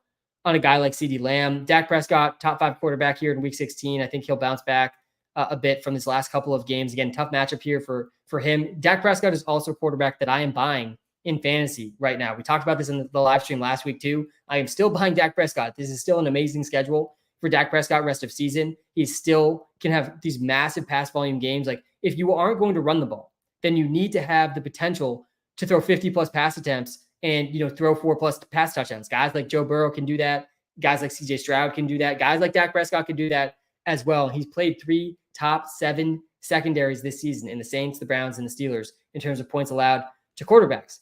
And he only has one bottom 10 matchup again rest of season. So yeah, buying Dak Prescott for sure. And honestly, this whole Cowboys passing attack. Jake Ferguson continues to have one of the best floors in all of fantasy.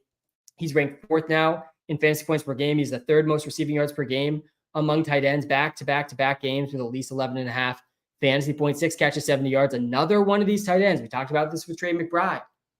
It's another one of these tight ends. He has not scored a touchdown yet, guys. So this is still a guy that I think you can buy low a bit on. He should have touchdowns. He has no touchdowns. He only has 1 target in the red zone this season. I think it was an end zone target in week 1. Yeah, I was looking at that this morning. So he actually hasn't had that many touchdown scoring opportunities, but with the volume he's seeing just in general, you got to think the touchdowns will eventually come for Ferg. The tight end schedule doesn't look amazing, but the role is there. He's a top 5 tight end this season and probably rest of season as well. He's the 2nd most targets per game among tight ends, only after Trey McBride. So yeah, really, really good floor. Jalen Tolbert, I think, is the ad of the week. I don't think there's a better ad this week than Jalen Tolbert. And there's some good ones. I do prefer Jalen Tolbert over Juju, who we're about to get in a second. That was the first comment on the live stream. Juju or Tolbert, who should I prioritize? We're a little over an hour in, and I just got to that one. But Jalen Tolbert, assuming his injury isn't serious, which it seems like a strange injury for Jalen Tolbert, but 7 catches, 87 yards in a TD, good production. But what I care way more about is the targets. 24% target share, 10 targets, and 119 air yards. He had 40% of the air yards for the Cowboys in this game. His 2nd game this season, over a 1/3 of the air yards for the Cowboys. Jalen Tolbert, guys, is a real fantasy asset moving forward. With Brandon Cooks out, Brandon Cooks is out for at least the next 3 games. But I think even when Brandon Cooks comes back, if Tolbert's going to play even anywhere close to this good, he's just going to take that Brandon Cooks role right from Brandon Cooks, like he was kind of already doing before the Cooks injury in weeks 2 and week 3. So yeah, I'm buying Jalen Tolbert. I think at least you're getting 3 usable games out of him for fantasy. And at best, you might be getting a fantasy league winner for all the same reasons we just talked about with CeeDee Lamb in this schedule, a really good schedule rest of season for this whole passing attack.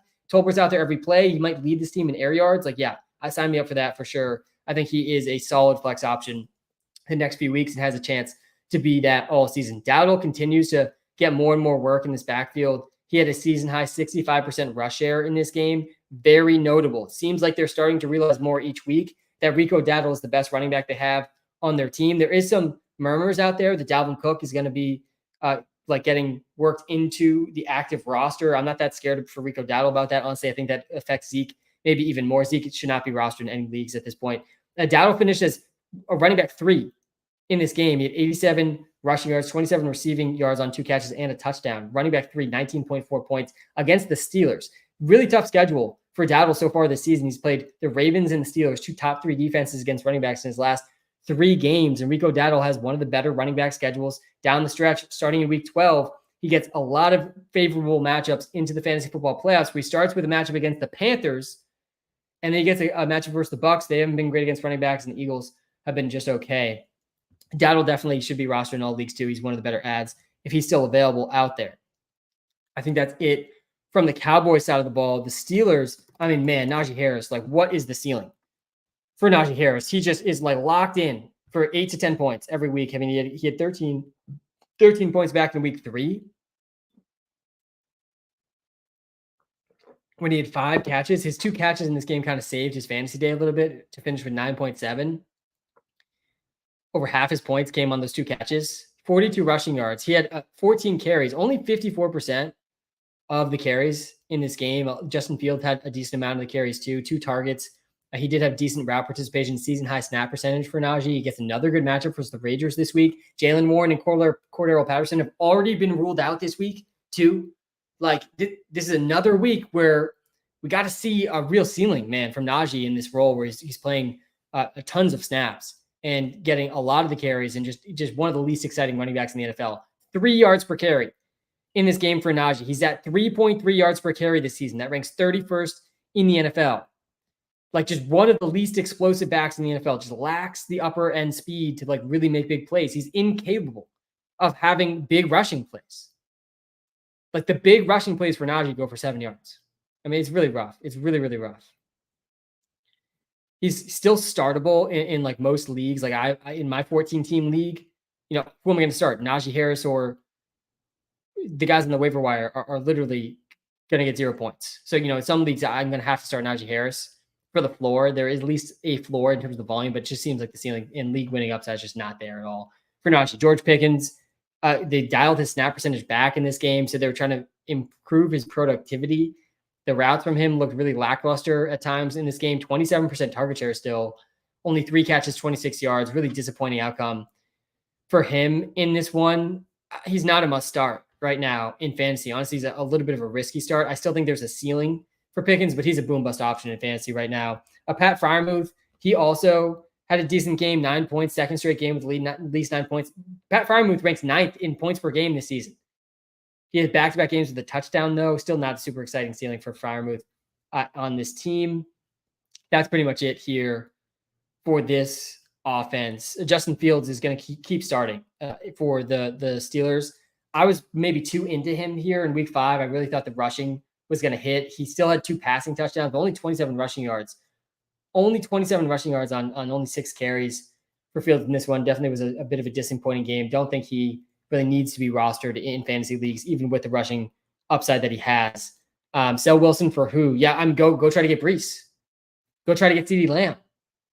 Package Garrett Wilson with another starter or one of your high-end bench pieces and go get CeeDee Lamb. I think that's a great trade to make. We'll do analyze some trades here in a second in the comments. We got one more game to get through, the Saints and Chiefs game. So the Chiefs, they're now undefeated. Let's talk about the Saints first quick. Alvin Kamara is the best role in the NFL. I mean, the fact that he still went over 12.5 points in this game is miraculous. And this Chiefs defense is the number 1 defense versus running backs by far. Not a single running back has had a good game. This actually was the best game, I think, other than maybe, was it, if I go back to the Chiefs matchup here, I think there was, Brian Robinson. He scored a touchdown. That was it. And then it's Kamara.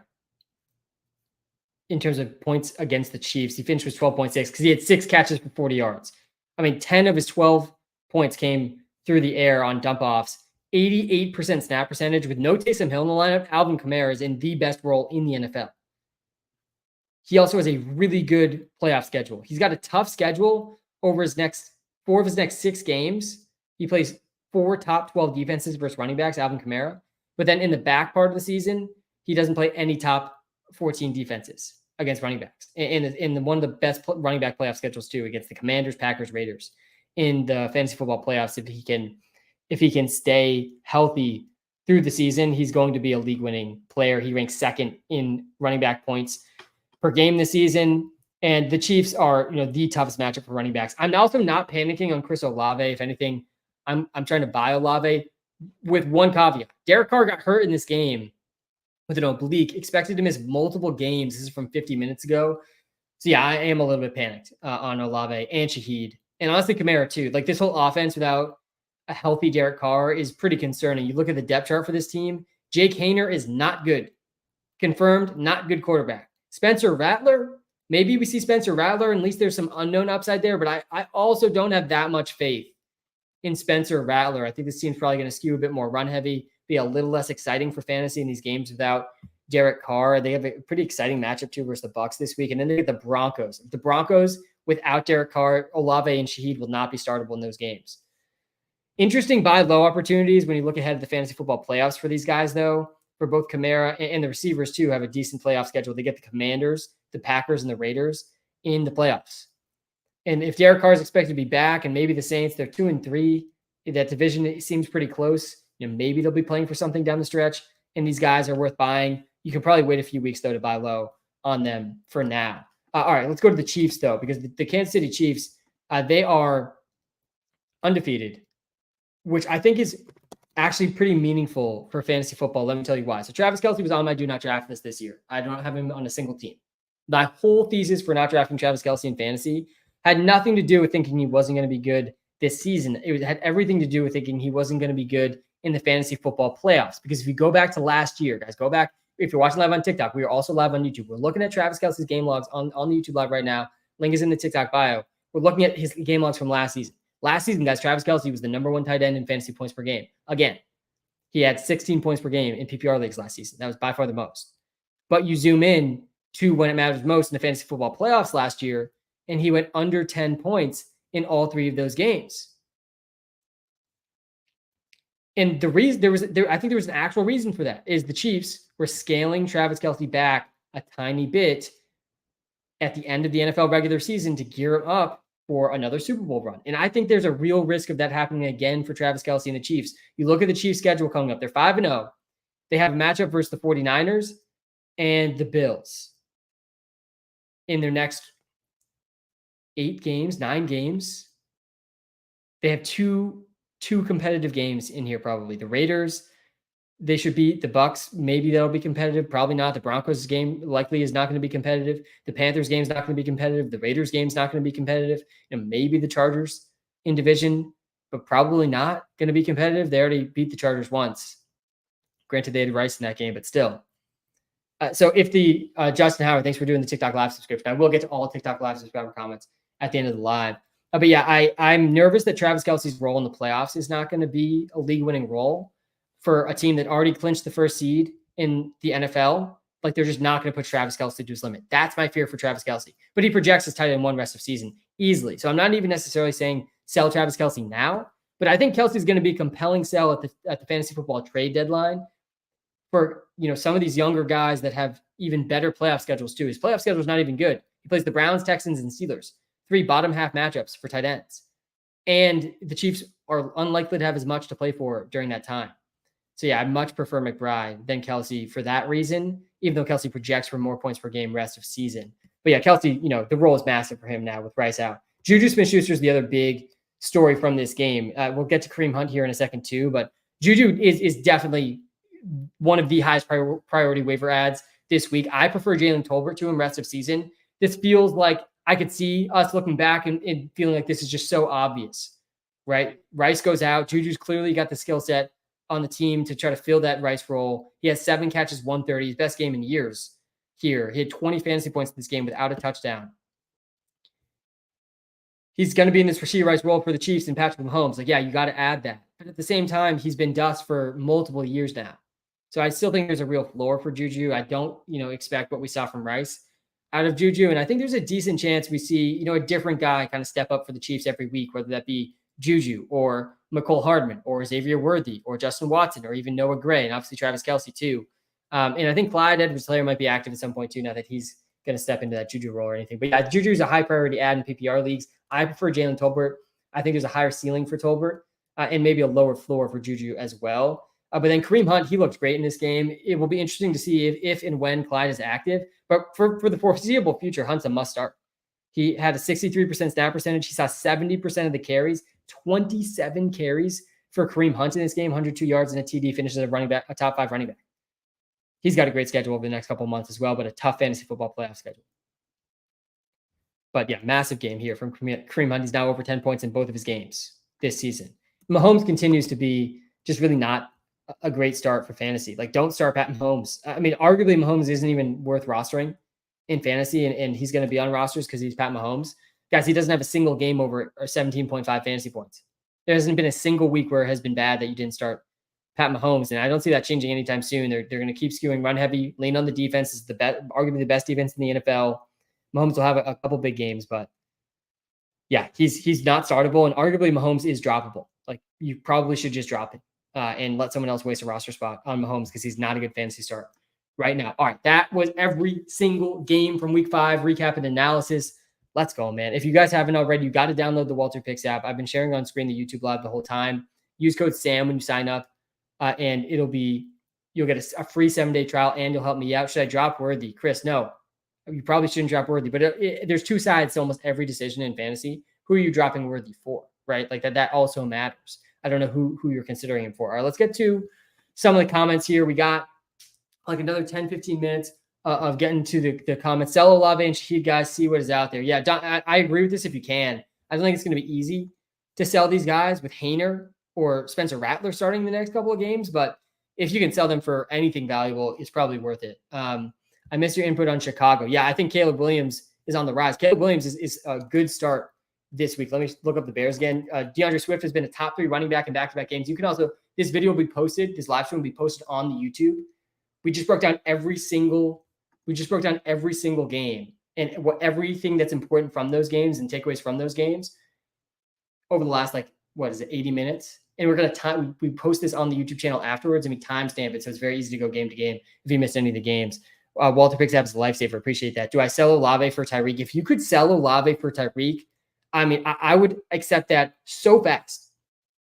Tyreek Hill is going to be so much more valuable than Olave in just a few weeks. Bucky Irving thoughts. Yeah, I think Bucky Irving is like one of the higher upside handcuffs, and he has standalone value too. But he's really just not going to smash unless Rachaad White misses time, because Rachaad White's still a good receiving back. Rachaad White's still going to play the majority of snaps and get at a minimum a lot of the receiving work. I think it's pretty clear to everyone watching that Bucky Irving is the better rusher on the ground. He's the more efficient rusher in terms of running plays. And so, yeah, he's going to have probably more touchdown ceiling than Rachaad White because of that. And I think he's going to earn a bigger role. But I still think he needs ultimately Rachaad White to miss time to actually become like a league-winning player for fantasy. Should I be buying Chubb or no? Yeah, I've been very skeptical about Nick Chubb in fantasy all year, all draft season. It's really tough to know till we see. We're not projecting him really to have a real role until after the bye in week 11. The thing with Nick Chubb and why I'm not very into Nick Chubb for fantasy football, I'm really rooting for Nick Chubb too. I mean, I was actually really in on Nick Chubb last season, and maybe this is part of the reason I feel so down on him this year. I got to check my biases sometimes too, but I was in on Nick Chubb a ton last season. I thought he was going to have a bigger receiving role. He did in week 1, and the injury, was just so brutal to watch and to happen. But it's exciting to see that he's close to returning. The thing for Nick Chubb, though, is he's never had a workhorse role, right? Nick Chubb has never been in this workhorse role. He's just been so efficient that he was still a top 12 running back in fantasy, even only getting 40 to 50% of the backfield. And that's still going to be the case. And so is he still going to be that efficient that he's going to be that good for fantasy? I'm pretty skeptical that he's going to have a big enough role and good enough efficiency, especially with how bad the Browns have looked, especially with how bad the Browns offensive line has looked. So yeah, I'm definitely not Very bullish on Nick Chubb. What are some examples of what you give up for Brooks? Happy PR. I have Chuba Hubbard too. Yeah, I'd love getting Hubbard and Brooks on the same team because this offense does run through the running backs. Yeah, he let me down last year badly as well. Obviously not necessarily his fault there. Let's go to the trade analyzer here on the YouTube live. Again, if you're watching live on TikTok, guys, I'm telling you, come to the YouTube live. You should be selling Garrett Wilson right now. I think now I was actually saying buy Garrett Wilson last week or the week before that because he's had I think I was saying it last week to buy Garrett Wilson. And man, things change fast. Markets change fast. The market is now way up for Garrett Wilson. He just had 22 targets. I do not want to buy Devontae Adams. No. I think most of the landing spots for Devontae Adams are going to be bad for him for fantasy. And he's like, when's the next time Adams plays, guys? He's going to miss multiple more games probably. And who knows if this trade will happen this week. It seems like they want it to happen this week, but I'm not so sure. Like if you could trade Garrett, well, let's compare these guys really quick. Garrett Wilson, Jonathan Brooks. Garrett Wilson has a lot more trade value than Jonathan Brooks. I wouldn't trade him 1-for-1. Maybe you could trade. I wonder if this would be doable. I don't think the trade values are probably updated here, but like this is something that I would probably strongly consider doing for Jonathan Brooks. Again, if you're trading for Jonathan Brooks, if you have Chuba Hubbard, it's actually a pretty safe play, but it's really about the fantasy football playoffs. Again, don't think about it in terms of him helping you get to the playoffs. Think about it of him helping you win in the playoffs. I still think the ceiling for Jonathan Brooks ultimately is like a slightly worse version of rookie Saquon Barkley, and that's a very exciting ceiling. Hey, Sam, I have Trey McBride and Ferguson and need a running back. Who should I trade Ferg for? Yes, if you have McBride and Ferguson, definitely a really good guy to go try to trade for. Let's go to the rest of season rankings here really quickly and look at the running backs. I think Breece Hall is definitely a guy I'm trying to get right now. He is definitely, there's a clear buy low opportunity. I'm telling you, there's not many guys out there that people are as panicked about as Breece Hall. I can just see it in the comments. Like a lot of times I get my buy low, sell high ideas, like just from the comments and the reactions I'm seeing in the comments. Shout out to everyone in the live stream right now, by the way. Appreciate everyone out there tossing comments. I actually learned so much from the comments over the course of the season. We have breaking news all the time in the comments, and so many people over the last really 48 hours, the Sunday morning live, the Thursday live, and even this live stream. What do I do with Breece Hall? Should I panic on Breece Hall? Like people are panicked on Breece Hall. It's pretty clear. And it's understandable, but you look at the schedule for Breece Hall is going to win fantasy leagues, guys, and it's going to be tough to buy him probably after this matchup with the Bills. Braylon Allen also has league winning upside. I don't hate going to get Braylon Allen for the same reason, but ultimately Breece Hall is going to have to miss time for Braylon Allen to smash. I also think another guy that I'm interested in trying to buy at running back. Let me scroll down here a tiny bit. Rico Daddle's definitely an interesting name. He's had a really tough schedule, coming off his best game of the season against the Steelers, and he's got a really good schedule down the stretch too. First week of the fantasy playoffs, he gets the Carolina Panthers. He had a season high 65% rush share last week. He should not be hard to get. Like Ferguson's worth more than him in trades, almost definitely. But in general too, like the running backs that I want to get, like it's these top guys, Saquon, Gibbs too. I think Gibbs' schedule is really good. Yeah, it is. I mean, Gibbs in Montgomery. Montgomery's probably a little easier to get. It won't be super easy to get. Maybe Ferg for Montgomery is pretty close, honestly. I don't hate that. Kenneth Walker for David Montgomery. Yeah, we got Kenneth at 14. Sorry, running back 8. We got Monty down at running back 17.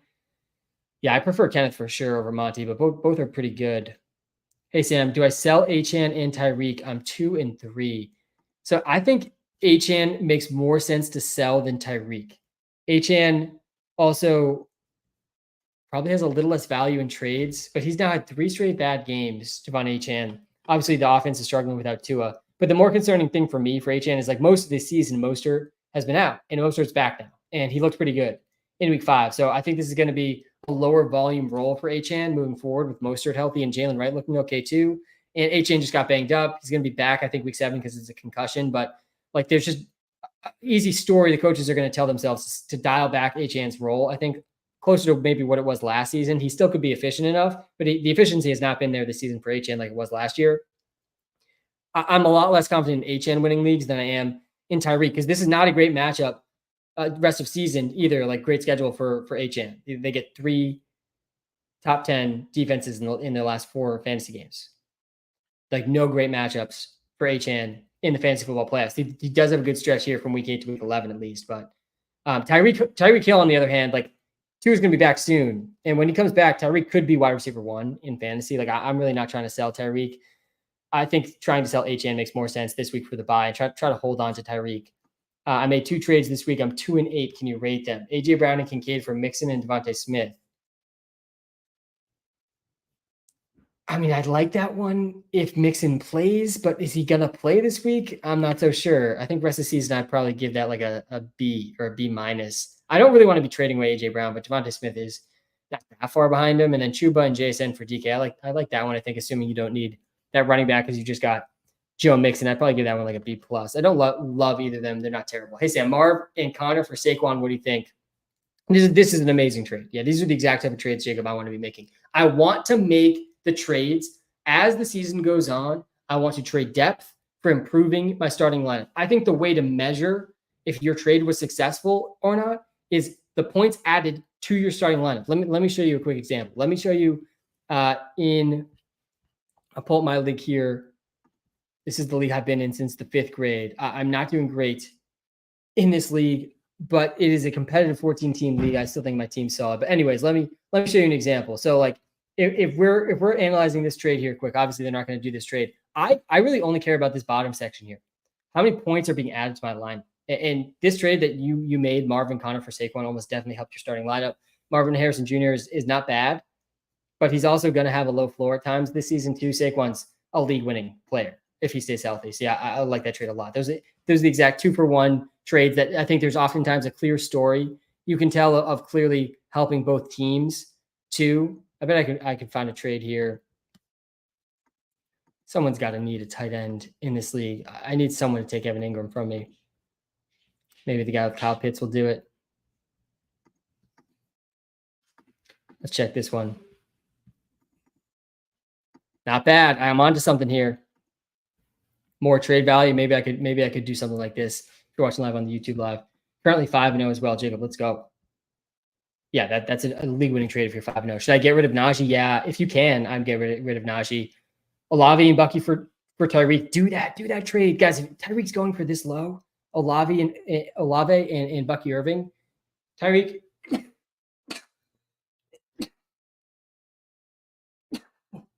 Bless you. Thank you. Yeah, if you're getting Tyreek out there, we're seeing real trades in the wild, guys, of Tyreek for Olave and Bucky Irving. Go buy Tyreek Hill. Go see what you can get Tyreek Hill for in your league. He can win fantasy leagues. That's a trade worth making, Dom. Yeah, I agree. Mooney fantasy value moving forward, 16 targets. Yeah, his fantasy value is really high. He's a must start, arguably a must start in fantasy right now. And it's one of these very consolidated receiver rooms where it's really just Darnell Mooney and Drake London. Who wins? Marv, Chuba, Ayuk for Neighbors and Walker. Yeah, the Neighbors and Walker side definitely wins. I like Hunt and Juju a lot rest of the season. Guys, if you're just tuning in on the TikTok live, we've been live for almost 2 hours now. I went game by game. I gave my thoughts for every single game and the biggest takeaways from those games. That is going to be up on the YouTube channel momentarily. Link to the YouTubes and the TikTok bio if you want my thoughts on every single game. I'll be back live Thursday night. Everyone, thank you so much for tuning in. Time is the most valuable thing we have. Thanks for spending some time with me today. I'll be back live Thursday night. Good luck, everyone. I'm also going to be posting a video, hopefully this week, about the players that I'm trading for that have the best fantasy football playoff schedules. We talked a lot about that throughout this live, but I'm hoping to get a video up about that as well. So make sure you're subscribed to the YouTube channel and you're following on the TikTok live so you don't miss that. It's going to be league winning advice. All right, guys, have a good one. I'll be back live Thursday night for the Seahawks 49ers game.